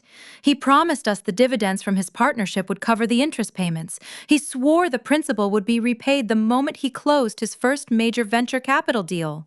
The architectural flaw in their scheme was glaring. Bradley did not earn a promotion through merit or hard work. He purchased a title using his parents' retirement sanctuary as casino chips. He bought his way into a room where he lacked the fundamental skills to survive, wearing a borrowed crown he could not afford to maintain. And now the commercial lender is calling the note I summarized, outlining the inevitable conclusion of their gamble. Victor Alden froze the funding. Bradley has no commission. His firm suspended him. The loan is in default and the bank is seizing your property to satisfy the debt. Dennis nodded, his shoulders shaking. The dignified patriarch was weeping openly in my guest chair. "They served us the preliminary notices this morning. We have 30 days to produce $600,000 or they initiate the seizure. We do not have it, Anne. Our retirement accounts took a hit last year. We are leveraged to the breaking point. We have nowhere else to turn." He looked up, his eyes pleading, desperate and hollow. "We funded his confidence, but we never taught him how to work," Dennis whispered. This was the pebble. The admission hung in the air, a devastatingly accurate summary of their entire parenting philosophy. They had spent a lifetime constructing a padded room around a boy who needed to learn how to fall. "We wanted him to feel like a winner," Dennis continued, his voice trembling. "We thought we were giving him a head start." "You have to save our retirement, Anne. Please. You have the capital, I know you do. You can write a check today and make this nightmare end." I looked at the man who had ordered me to commit corporate perjury just a few days prior. He did not come here to apologize for minimizing my existence. He came here because the machine he built to fund his ego had broken, and he needed me to finance the repairs. The irony was profound.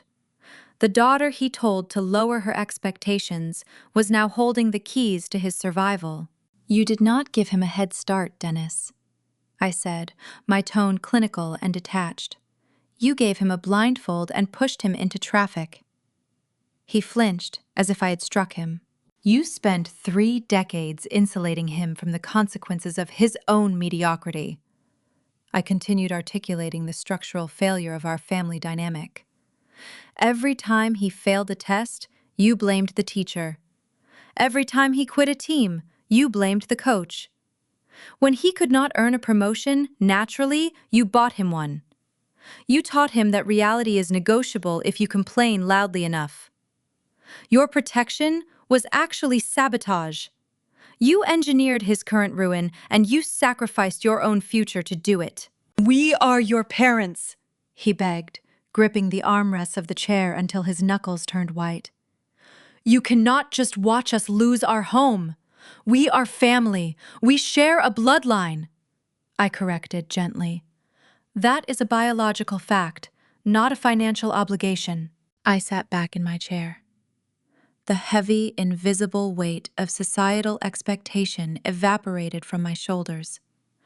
The persistent guilt that had plagued my 20s, the quiet nagging fear that I was a bad daughter for prioritizing my business over their demands, finally dissolved into nothingness. "I will not drain Lumina's operational capital to pay off a fraudulent loan," I stated, delivering the final verdict. "I will not subsidize the exact toxic dynamic that forced me to build my own life in the shadows." I forgive you, Dennis. I forgive you for the dismissals, the insults, and the conditional love. But forgiveness does not equal access. My peace is not negotiable.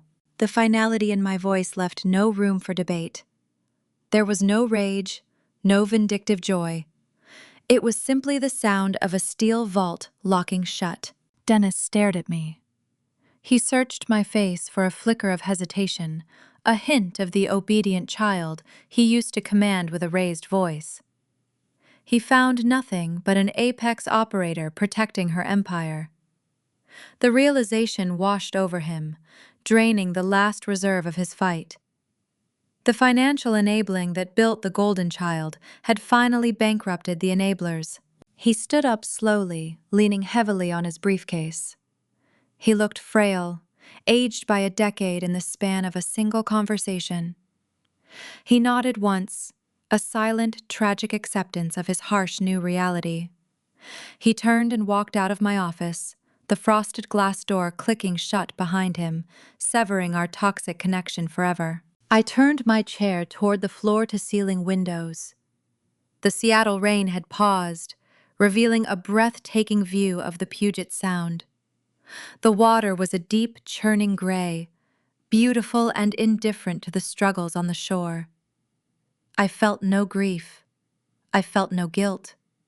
I experienced a profound structural relief. The infected tissue was excised, and the healing process could finally begin. But the quiet tranquility of my office was a temporary reprieve. A cornered animal will gnaw off its own limb to escape a trap, but it will also bite anyone who wanders too close. My father had surrendered, accepting his ruin. My brother, however, was incapable of accepting defeat gracefully. As I watched a cargo ship navigate the distant waterways, my internal communication system chimed with an urgent alert from my legal department. The familial emotional manipulation had failed, but Bradley had left one final, desperate explosive hidden in the foundation of my upcoming merger, and the timer had just reached 0. The quiet tranquility of my office shattered moments after my father departed.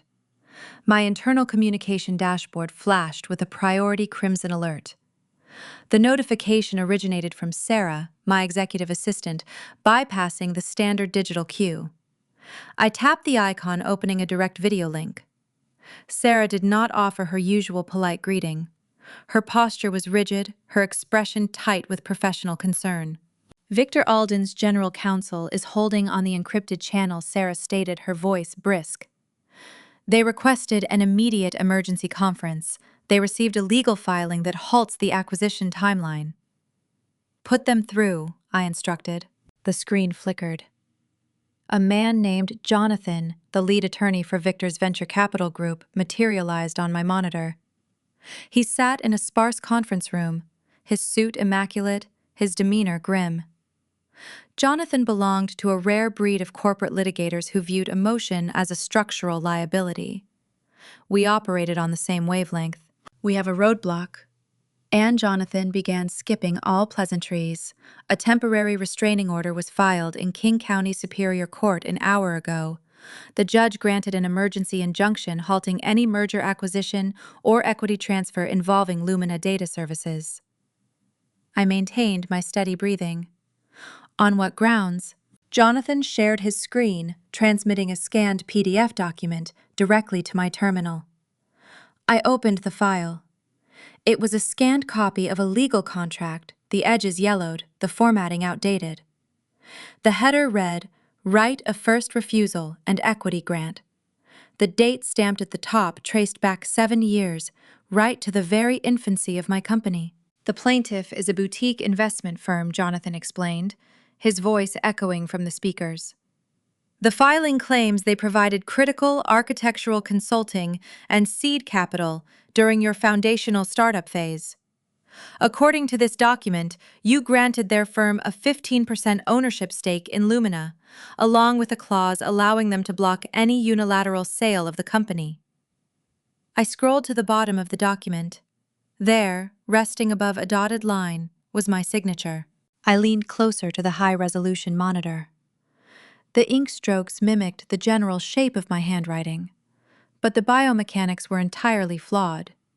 The loops on the vowels were too rounded, the pen pressure was uniformly heavy, lacking the natural tapering I use when signing legal forms.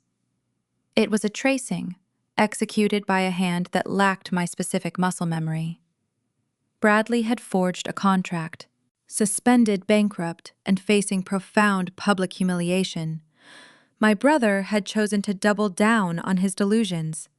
He could not salvage his career, so he decided to hold my empire hostage. There is an addendum attached to the injunction, Jonathan noted, clicking to the next page of the file. The opposing counsel included a settlement offer. They are willing to voluntarily dismiss the lawsuit and relinquish all claims to their purported equity stake. In exchange for what I asked, already calculating the predictable trajectory of a cornered extortionist.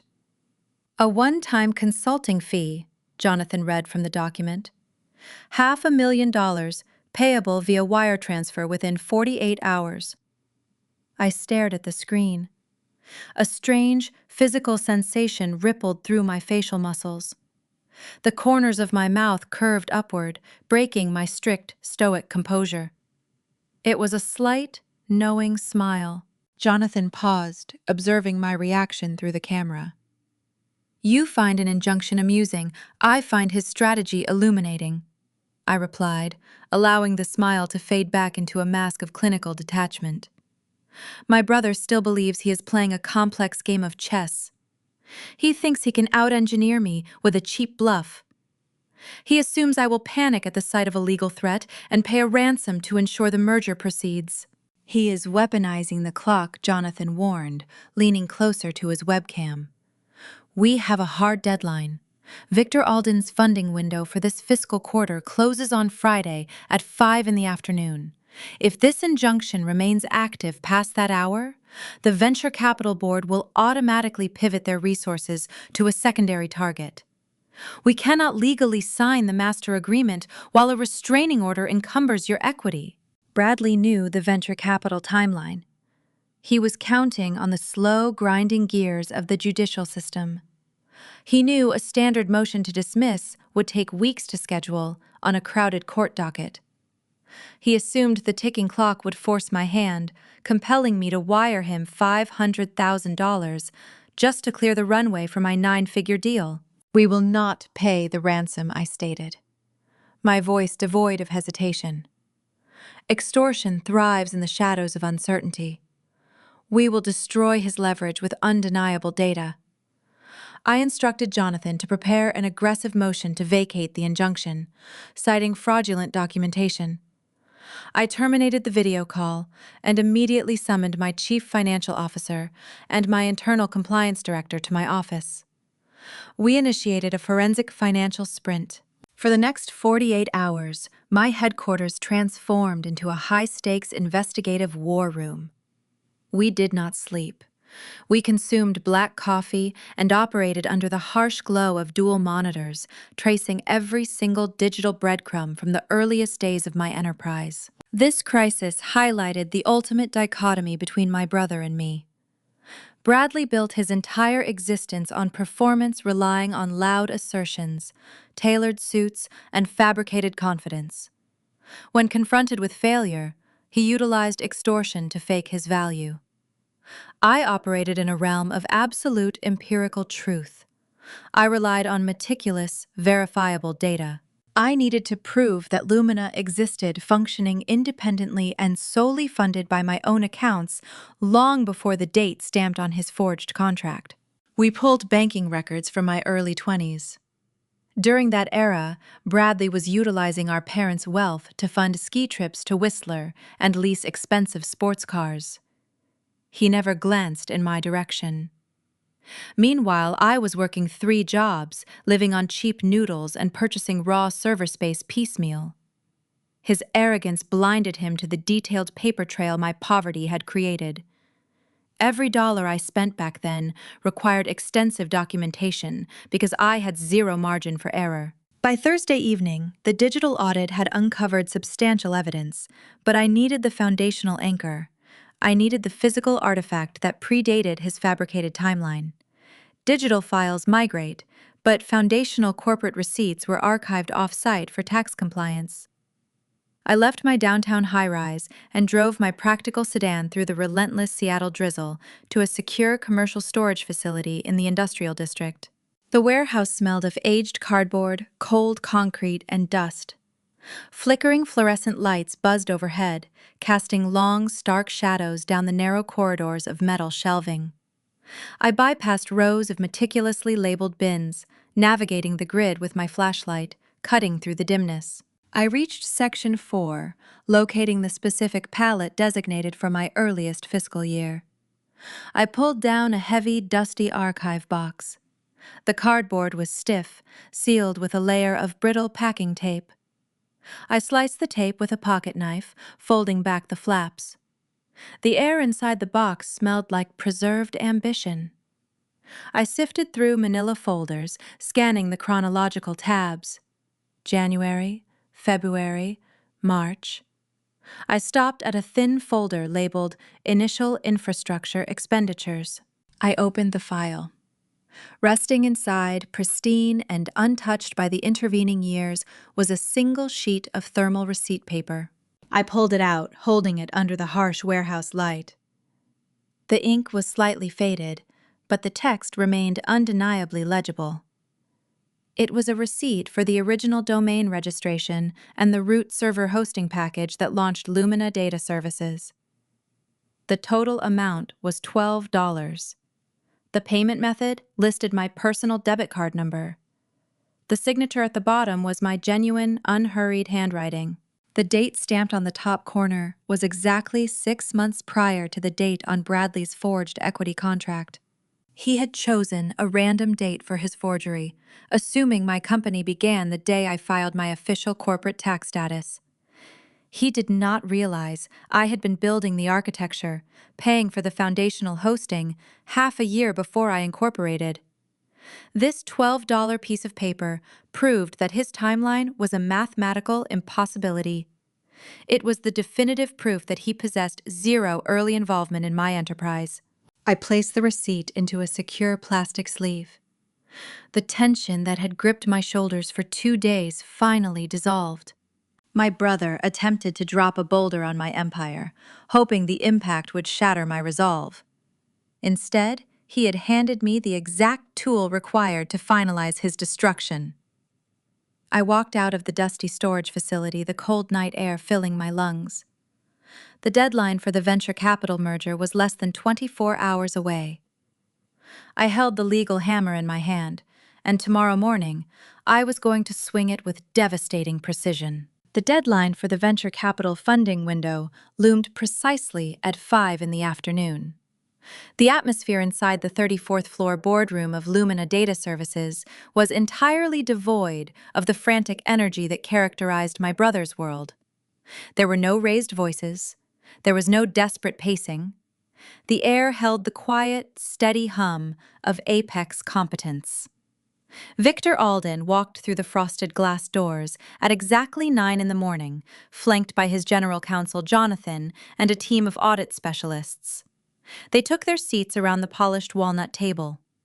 The Seattle skyline outside the windows offered a crisp, clear view of the Olympic Mountains, mirroring the undeniable clarity we were about to establish inside the room. Jonathan opened his leather briefcase. He arranged his legal pads with meticulous precision. "We have exactly 8 hours until the financial quarter closes," Jonathan stated, his voice a low, clinical baritone. "If the injunction remains active, my board is legally obligated to withdraw the acquisition capital. Do we have a viable path to vacate the restraining order?" I did not offer a verbal reassurance. I simply slid a clear plastic protective sleeve across the smooth surface of the table. Jonathan intercepted the document. He studied the faded thermal paper resting inside. It was the $12 server hosting receipt I had retrieved from the dusty commercial storage facility the previous night. "What is the specific relevance of this transaction?" Victor asked, leaning forward to inspect the artifact. "That piece of paper is the foundational anchor of my enterprise," I explained, keeping my tone flat and objective. "It proves that I originated the intellectual property, registered the domain, and paid for the root server architecture using my personal debit card. The date printed at the top of that receipt is exactly 6 months prior to the date stamped on the forged equity contract my brother submitted to the court." Jonathan adjusted his glasses, his eyes scanning the faded ink. He compared the timeline against a digital copy of Bradley's fraudulent filing displayed on his tablet.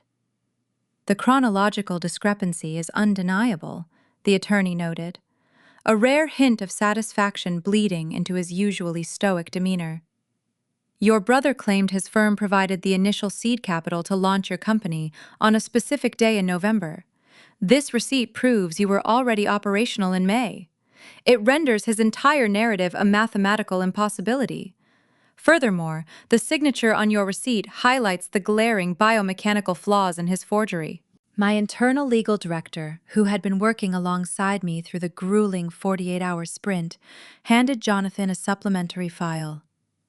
"We filed an emergency ex parte motion to vacate the injunction at dawn," she informed the room. "We included the certified forensic audit of this receipt and submitted a formal declaration of forgery." Jonathan reviewed the motion. "The judge will lift the restraining order before noon," he confirmed, closing his legal pad. "The extortion attempt is neutralized. We have a clear runway for the merger." The tension that had hovered over the transaction evaporated. Bradley had attempted to use the legal system as a weapon of leverage, but his reliance on deception proved fatal when confronted with meticulous, verifiable data. The obstacle he tried to drop on my empire had been pulverized into dust. Victor Alden signaled for his team to prepare the final master agreement. Before the thick stack of bound paper was placed in front of me, the billionaire investor paused. He reached into his unstructured blazer and produced a sealed manila envelope. He slid it across the walnut table. "My team received this notification an hour ago," Victor said quietly. "I thought you should see it before we finalize our partnership." I opened the envelope. Inside rested a formal legal declaration from the State Financial Regulatory Authority. The boutique investment firm that employed my brother had officially dissolved. The document detailed a comprehensive liquidation process. The managing partners had filed for Chapter 7 bankruptcy protection. When Victor froze their funding round earlier in the week, it triggered a catastrophic chain reaction. The firm was already heavily leveraged, surviving on the hollow promise of the maritime logistics portfolio. Without the influx of venture capital, their creditors descended immediately. The facade crumbled, exposing a hollow core of insurmountable debt. My brother was no longer suspended. He was unemployed, disgraced, and tethered to a sinking ship that had just hit the ocean floor. His title, his income, and his unearned prestige were permanently erased from the corporate registry. I placed the bankruptcy notice back inside the envelope. I felt no triumph. I experienced only the cold, logical satisfaction of watching an unstable architecture finally succumb to the laws of gravity. Victor watched my reaction closely. "You do not seem surprised," he observed. "Illusion is a highly expensive commodity," I replied, folding my hands on the table. "Eventually, the market demands real currency." They could not pay the toll. A subtle smile touched the corners of Victor's mouth. He understood. He reached into his briefcase one final time. He retrieved a small, heavy object wrapped in a velvet cloth. He set it down gently in front of my designated seating area. I unrolled the fabric. Resting on the velvet was a thick block of transparent acrylic. Encased perfectly within the clear resin were two jagged halves of matte black cardstock. It was the Lumina Data Services business card my brother had ripped apart during that fateful dinner at the Bellevue restaurant.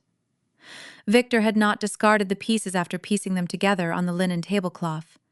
He had preserved them. "In my industry, we evaluate countless pitch decks and listen to endless promises," Victor said, his voice dropping to a conversational murmur. "Most people walk into a room trying to project a value they do not possess. They wear tailored suits and use complex terminology to hide their structural deficits. When your brother destroyed your credential, he thought he was erasing your authority. He did not realize he was highlighting it. That card represents the difference between a performative illusion and an apex operator." I stared at the suspended fragments of paper. The silver embossed lettering glinted under the boardroom lights. The payoff was profound. The torn card was no longer a symbol of familial disrespect. It was a monument to authenticity. It proved that my worth was not determined by my parents' enabling behavior or my brother's desperate attempts to diminish me. My value was rooted in discipline, resilience, and the quiet, undeniable power of competence. "Thank you, Victor," I said softly. I placed the acrylic block near the top of my desk. "It will serve as an excellent paperweight." Jonathan cleared his throat, indicating the time. He pushed the master agreement toward the center of the table. The document outlined a 9-figure valuation, securing Lumina Data Services as a premier asset in the venture capital portfolio. There were no nepotism clauses. There was no familial safety net. Every single comma and decimal point in the contract represented a milestone I had earned through grueling, unacknowledged labor. I picked up my silver fountain pen. The metal felt cool and solid in my grip. I did not hesitate. I applied the nib to the thick paper and signed my name on the dotted line. The strokes were fluid, confident, and entirely my own. The room let out a collective breath. The acquisition was officially complete. Sarah entered the boardroom carrying a silver tray, holding crystal flutes and a chilled bottle of vintage champagne. The pop of the cork echoed lightly against the acoustic panels, a stark contrast to the destructive sounds that usually accompanied my family gatherings. Victor raised his glass, offering a silent toast to the new empire we had just solidified. As I reached for my flute, a sudden, sharp vibration broke the celebratory atmosphere. My private mobile device illuminated on the walnut table. The screen displayed an incoming call. The caller identification did not show my mother's frantic number or my father's demanding line. It was Bradley. The digital ringtone chimed in a steady, rhythmic cadence. The sound felt surreal amidst the quiet triumph of the boardroom. The man who had spent his entire life demanding the center stage was now reduced to a blinking name on a screen. His firm was dead. His legal extortion had failed. His luxury penthouse was slipping into foreclosure. He had exhausted every manipulation tactic, every threat, and every forged document in his arsenal. The golden child had tumbled from his unearned pedestal, and the landing had broken every bone in his fabricated reality. I did not silence the phone. I did not decline the call. I simply let it ring, staring at the glowing letters spelling out his name. The ultimate power dynamic had shifted irrevocably. The desperate, frantic ringing was the sound of a man drowning in a storm of his own making, realizing too late that the sister he always treated as a life raft had finally built a ship of her own. And I held the sole authority to decide whether to answer the distress signal or let the ocean take him.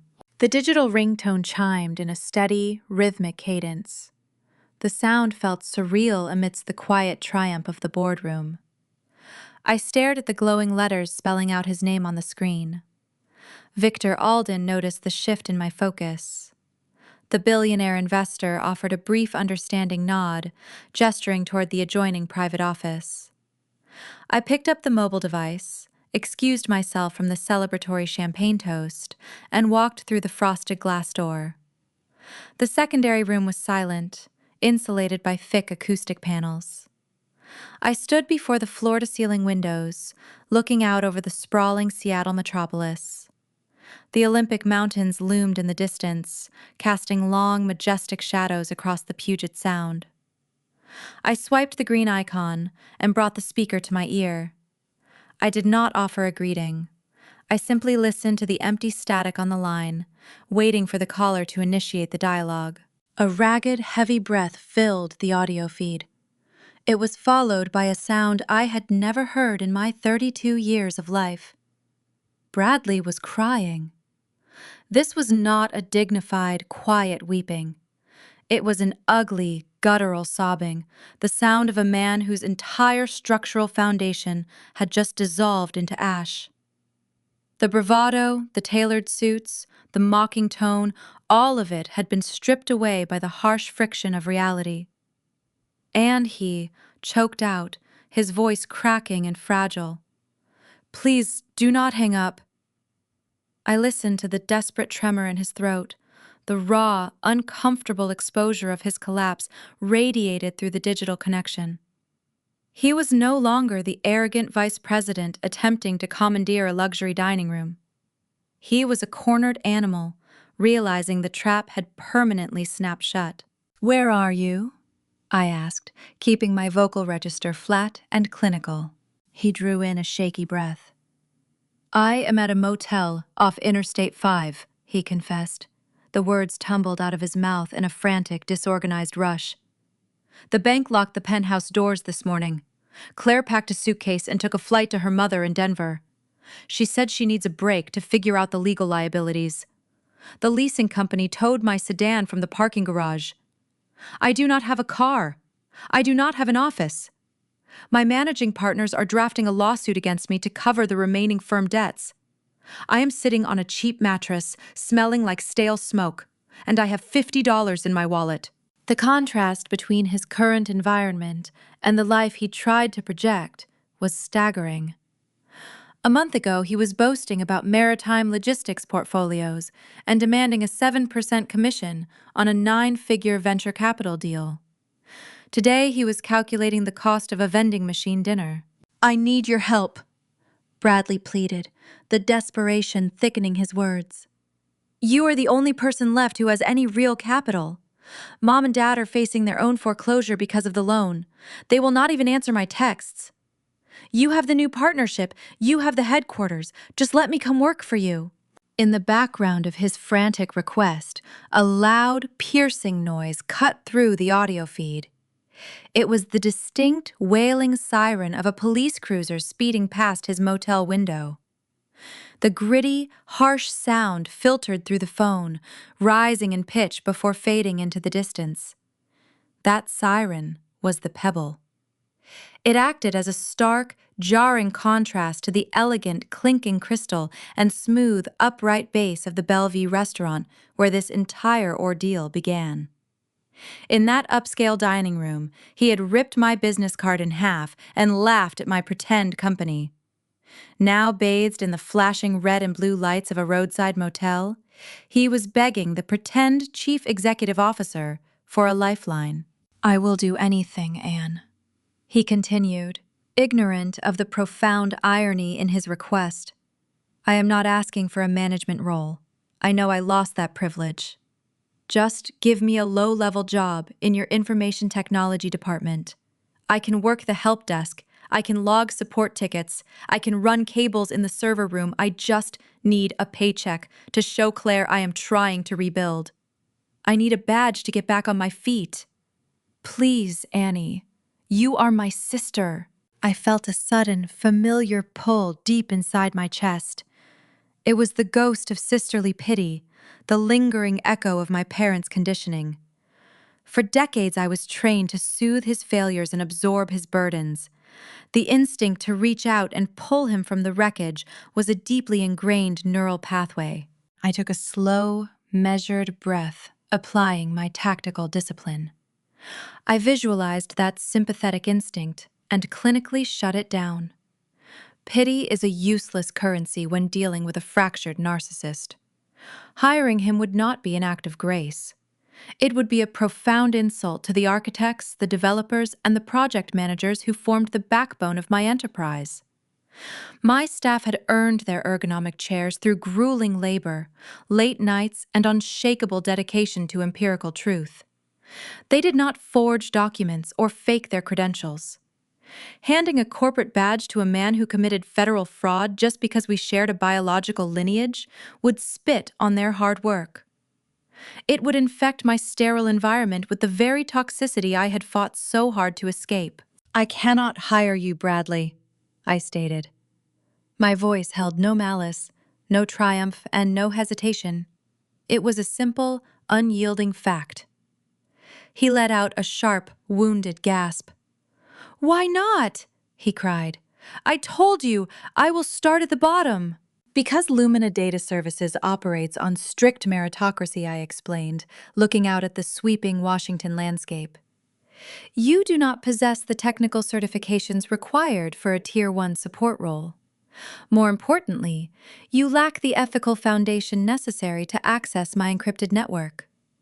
You attempted to extort my company 48 hours ago.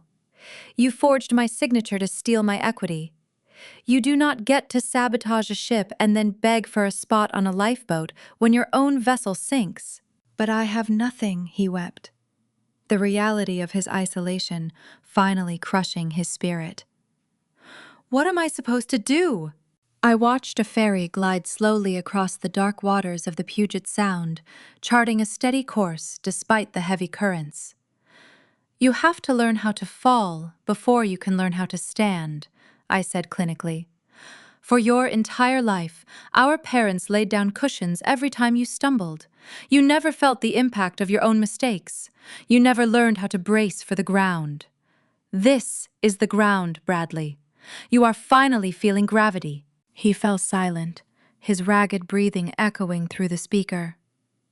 "I will not give you a job, and I will not wire you cash," I continued, establishing the final, rigid boundary. "However, I will pay for a licensed career counselor and a certified financial planner to assist you in navigating your bankruptcy. I will not send the funds to your account. My accounting department will invoice the vendors directly. That is the extent of my assistance. Do you understand?" He did not argue. The fight had been entirely drained from his lungs. "I understand," he whispered, his voice barely audible over the static.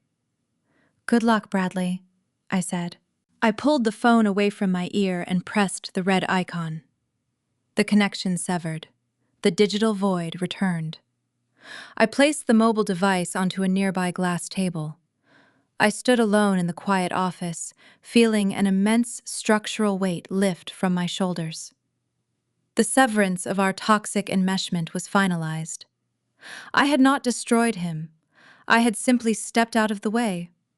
Gravity had finally settled exactly where it belonged, pulling the false architecture down to the earth, leaving my authentic empire standing tall against the horizon. 6 months passed. The persistent Washington rain fell steadily over the lush evergreens lining the streets of Kirkland. I sat at a small corner table inside a quiet, independent cafe. The aroma of roasted espresso beans and damp wool filled the warm air. This location was chosen with deliberate tactical intent. It was neutral ground. It possessed no memories of family holidays, shattered wine glasses, or toxic dining room hierarchies. I had scheduled a structured 1-hour catch-up with my parents. This meeting represented the final interpersonal hurdle. I needed to navigate a relationship with the people who raised me after auditing and excising the toxicity from our dynamic. I checked my sleek wristwatch. They were 3 minutes late. In the past, I would have felt a spike of anxiety, wondering if I had done something to offend them. Today, my pulse remained as steady as a metronome. The glass door of the coffee shop chimed. Dennis and Patricia stepped out of the gloomy drizzle and into the warm interior. I observed them carefully as they shook the moisture from their outerwear. The visual transformation was striking. For 3 decades, my parents treated every public outing as an opportunity to display their affluent status. They used to wear tailored cashmere coats and expensive leather boots projecting an aura of untouchable wealth. Today they wore standard practical raincoats purchased from a mid-tier sporting goods store. Their faces appeared noticeably older. Deep lines of stress and fatigue framed my father's mouth. My mother lacked her usual immaculate blowout, her hair pulled back into a simple, functional clip. The bank had finalized the foreclosure on their sprawling Bellevue estate 4 months ago.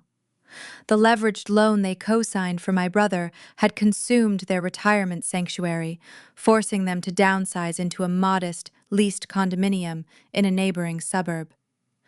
The humbling process had physically shrunk them. They approached my table with a hesitant, awkward shuffle, lacking the booming entitlement that used to announce their presence. "Hello, Aunt Patricia," said her voice soft and unsure. She did not attempt to pull me into a performative hug. She took the wooden chair across from me, folding her hands neatly on the tabletop.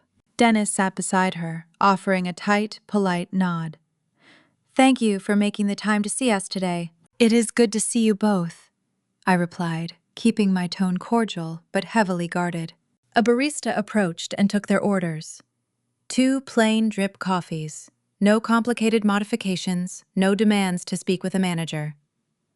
The ensuing silence stretched between us thick with unspoken history. This was the new baseline. I was no longer the invisible daughter desperate for their validation.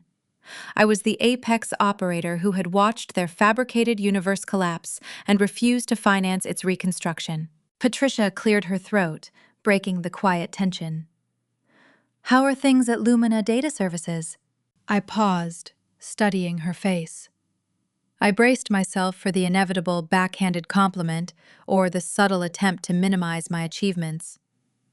I waited for her to call it my little tech hobby, but her expression held only genuine, cautious interest. This was a profound pebble in our new reality. For the first time in 32 years, she was actually asking about my life with a sincere desire to listen. "Things are progressing well," I answered evenly. "We recently expanded our server capacity to accommodate the new venture capital integration. The transition requires a significant amount of logistical oversight, but my development team is handling the migration efficiently." "That sounds incredibly demanding," Dennis noted, taking a slow sip from his ceramic mug. "You must be very proud of the team you built." "I am," I said. I did not elaborate further. I shared only mundane, surface-level details, enforcing a strict emotional boundary. They were no longer entitled to the intimate depths of my professional world. They had lost the privilege of celebrating my victories when they chose to enable my brother's frauds. I kept the conversation polite, sterile, and perfectly contained. The topic naturally drifted toward the empty space at the table. My mother traced the rim of her coffee cup with her index finger, her gaze dropping to the wooden surface. "Bradley is doing okay," Patricia murmured, anticipating my unasked question. "It has been a difficult adjustment for him." I did not offer sympathy, nor did I express vindictive joy. I merely waited for her to continue. He moved into a small apartment near the industrial district. Dennis added his voice, carrying a heavy note of resignation.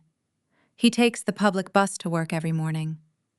Claire finalized the divorce papers last week. She took the dog and relocated permanently to Denver. "Where is he working?" I asked, curious about the trajectory of a man stripped of his unearned leverage. Dennis sighed, adjusting his plain wire-rimmed glasses. He secured a position at a mid-level regional shipping firm. He manages warehouse dispatch schedules on the swing shift. He complains about the pace constantly.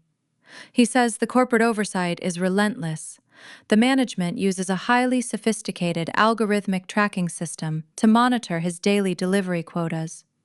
If a freight truck leaves the loading dock 3 minutes behind schedule, the software automatically flags his employee identification number and docks his performance metrics. Dennis shook his head, lamenting his son's harsh new reality. He hates the software. He says it is unforgiving. It calculates every single variable and leaves no room for human error or fabricated excuses. I took a slow, calculated sip of my espresso. "What is the name of the logistics tracking program?" I asked, though I already possessed a distinct suspicion. Patricia frowned, trying to recall the specific terminology. "He mentioned it on the phone yesterday. He called it the Lumina Freight Optimization Protocol." The name hung in the warm air of the Kirkland Cafe. My heart maintained its steady rhythmic pulse, but a deep, profound sense of poetic justice blossomed inside my chest. My brother, the man who had ripped my business card in half, mocked my pretend company, and committed federal fraud to steal my equity, was now spending 40 hours a week answering directly to my code. My algorithms were dictating his daily quotas. My software was evaluating his worth. I had refused to give him a job in my information technology department, but gravity had placed him squarely under my operational jurisdiction anyway. Lumina Data Services was literally his boss. I did not gloat. I did not smile or point out the crushing irony of his situation. I simply placed my ceramic cup back onto the saucer. "Automation is the standard for modern logistics," I observed neutrally. "It encourages strict accountability." Dennis nodded in solemn agreement. "I suppose it does. He is finally learning how to work. It is just hard to watch him struggle so much." "Growth is often uncomfortable," I replied. I checked my sleek wristwatch once more. Exactly 60 minutes had elapsed since they walked through the front doors. The structured catch-up was officially complete. I had navigated the treacherous waters of parental reconciliation without compromising a single boundary or surrendering a fraction of my peace. "I have a briefing scheduled for this afternoon," I announced smoothly, pushing my chair back from the table. "I need to return to the headquarters." Patricia looked disappointed, but did not argue. She recognized that her access to my time was now strictly regulated. "Thank you again for seeing us, Anne. It means a great deal." I signaled the barista. The young man walked over, placing a small black leather booklet on the table. The total for the 3 coffees came to exactly $12. It was the precise numerical amount of the decade-old server hosting receipt that had ultimately saved my empire from my brother's legal extortion. I opened my wallet. I did not pull out cash. I retrieved a matte black rectangular card. It was my newly updated corporate credit card, embossed with the identical silver Lumina Data Services logo that Bradley had once deemed worthless trash. I placed the card on top of the bill. My father stared at the silver lettering glinting under the cafe lights. He recognized the symbol. He understood the silent, undeniable weight of the gesture. He swallowed hard, looking away, unable to meet my eyes. I signed the merchant receipt with quick, fluid strokes, leaving a generous tip for the barista. I slipped the sleek card back into my wallet, feeling a quiet, immense satisfaction settling deep into my bones. "Take care of yourselves," I told my parents. I turned and walked out of the coffee shop. The glass door chimed, closing firmly behind me. I stepped onto the wet pavement of the Kirkland sidewalk. The Washington rain continued to fall, washing the streets clean. I did not open my umbrella. I let the cold, refreshing drops hit my skin. I breathed in the crisp scent of the wet evergreens, entirely untethered from the toxic gravity of my past, walking forward into the future, entirely on my own terms. The drive from Kirkland back across the floating bridge into downtown Seattle offered a rare moment of meteorological clarity. The heavy rain clouds that had blanketed the region all morning finally fractured. Slices of pale afternoon sunlight pierced through the gray overcast, illuminating the dark, choppy waters of Lake Washington. In the far distance, the dramatic volcanic peaks of the Cascade Mountains emerged from the mist, their snow-capped summits standing immovable against the shifting sky. I drove in absolute silence. I did not turn on the radio. I let the rhythmic hum of the tires against the wet asphalt serve as a meditative soundtrack. I parked in the secure underground garage of the newly acquired Lumina Data Services headquarters. We had moved operations to a premier high-rise overlooking the Puget Sound just 2 months prior, a direct result of the massive capital influx from the Victor Alden partnership. I swiped my proximity badge at the private elevator. The stainless steel doors sealed shut, carrying me upward with a smooth, silent velocity. When the doors opened on the top floor, I stepped into the physical manifestation of my own unshakable reality. The executive level was designed to maximize focus and minimize friction. The floors were lined with a dense, slate-gray carpet that absorbed the sound of footsteps. The lighting was circadian adjusting, automatically to match the natural outdoor spectrum, reducing eye strain for the developers. The air smelled of clean, filtered oxygen and a faint trace of peppermint.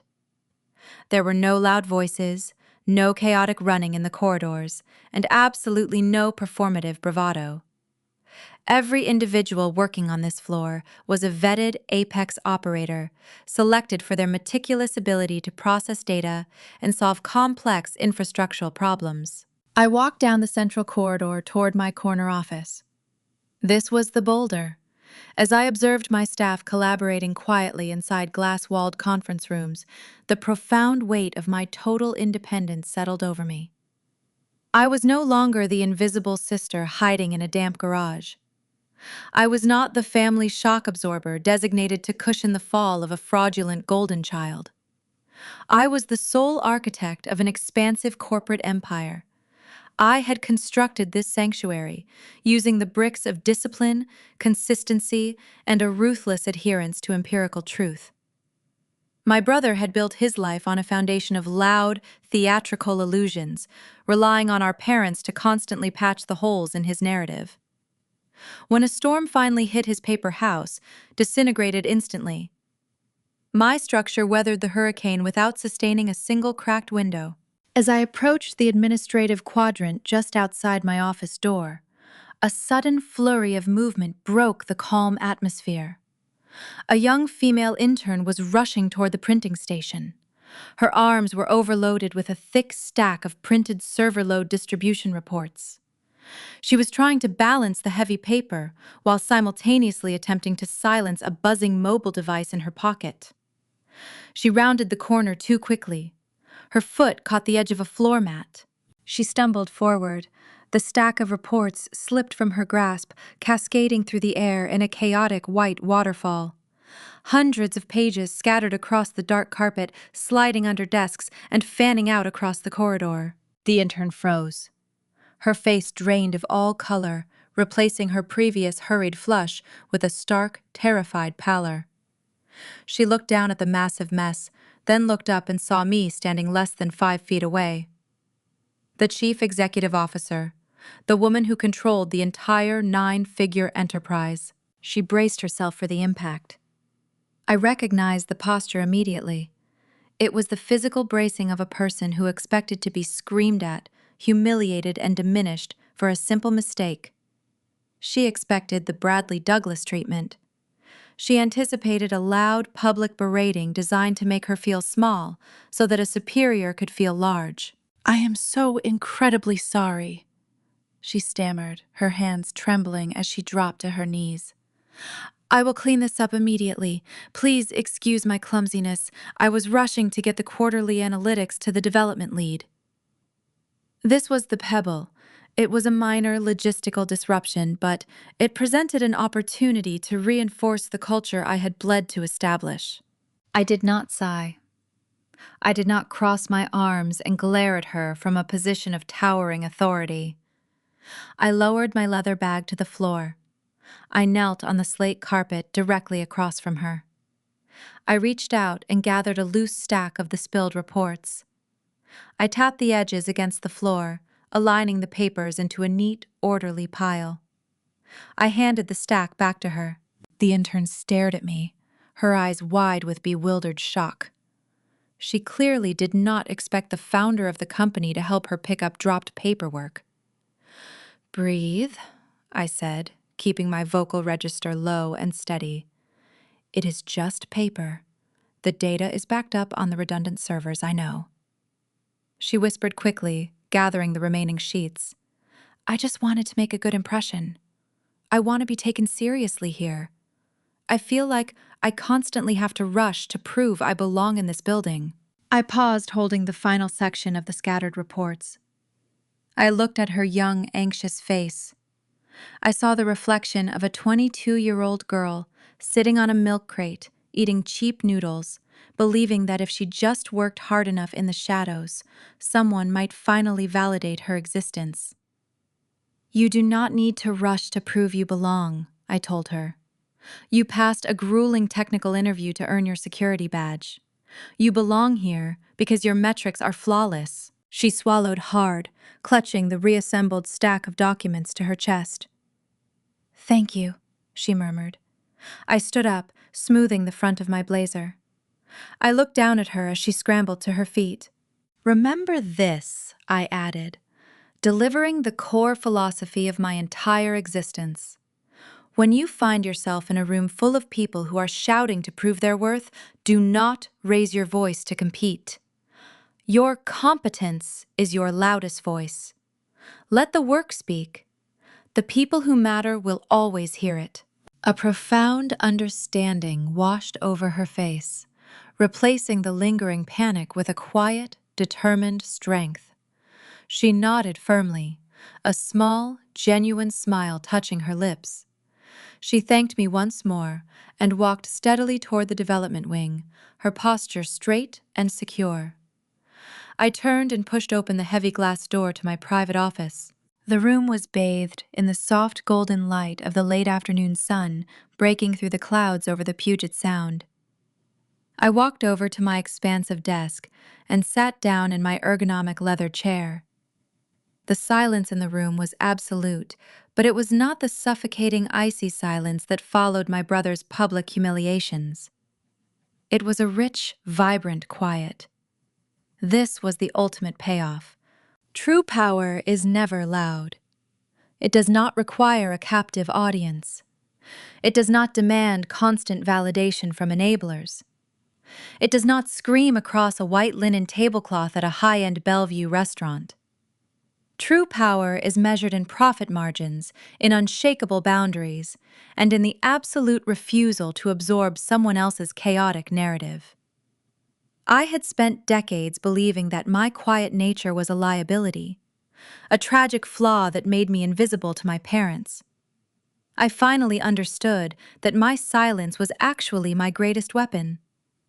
While my brother was exhausting his energy performing for the crowd, I was quietly studying the structural integrity of the building.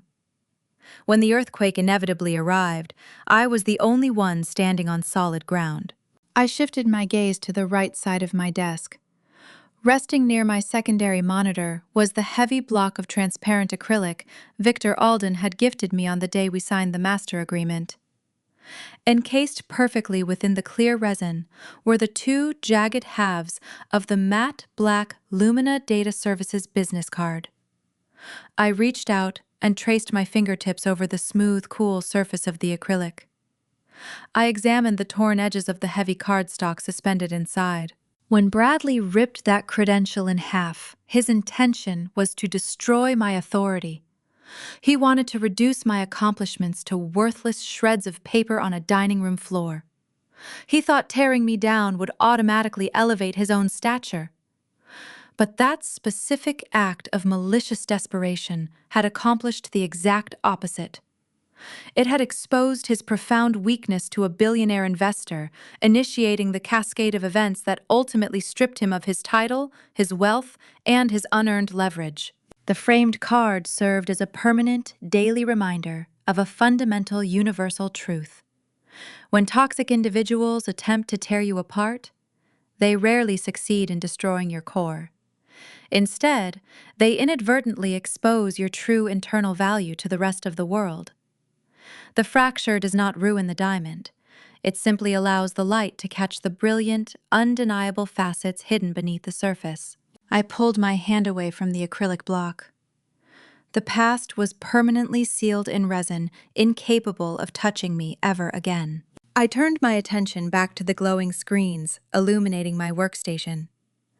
I opened a new, highly encrypted spreadsheet, pulling the latest quarterly revenue projections from the regional server farms. The columns filled with crisp black numbers, calculating the compounding growth of an empire built on relentless discipline. The data was beautiful, symmetrical, and entirely free of illusion.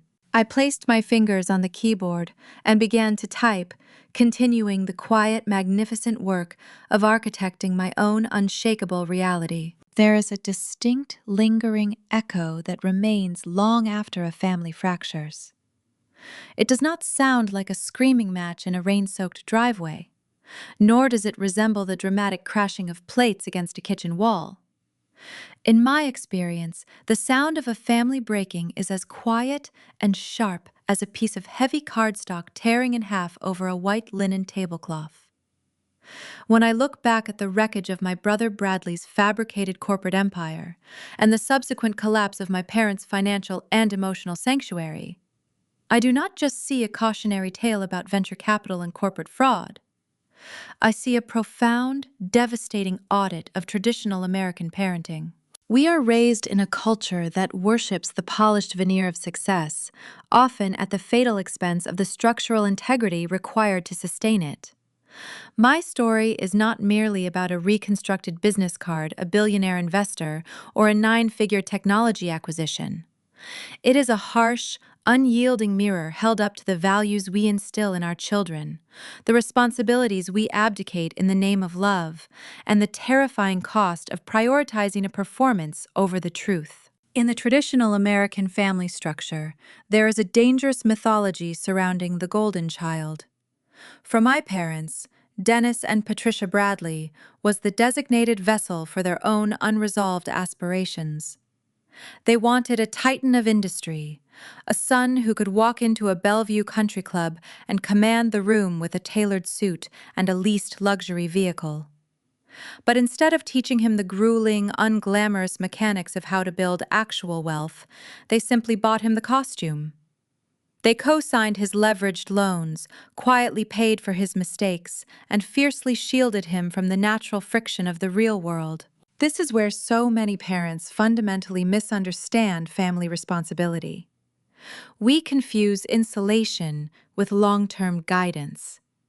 My parents believed that by padding the walls of Bradley's life, they were demonstrating profound love.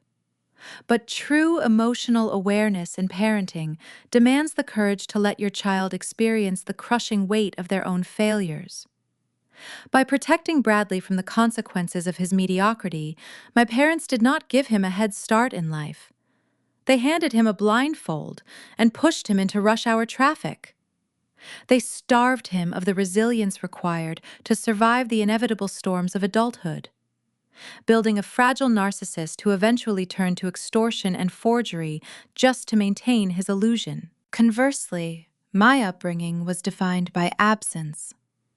Because all of my parents' emotional and financial capital was poured into sustaining Bradley's grand production, there was nothing left for me but the expectation of silent compliance.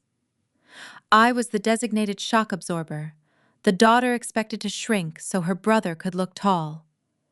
Yet in the cruelest of ironies, this profound lack of fairness became my greatest inheritance. Left alone in the dark without a safety net, I had to learn how to see clearly. I learned early that honesty is not just a moral virtue. It is a strict operational necessity. If I wrote bad code in my damp garage, my servers crashed. If I miscalculated my operating margins, I could not pay my rent. I could not complain to a manager or cry to my father to magically alter reality. I had to fix the math. In American culture, we often preach fairness, but we rarely practice it within the complex, messy ecosystem of the nuclear family.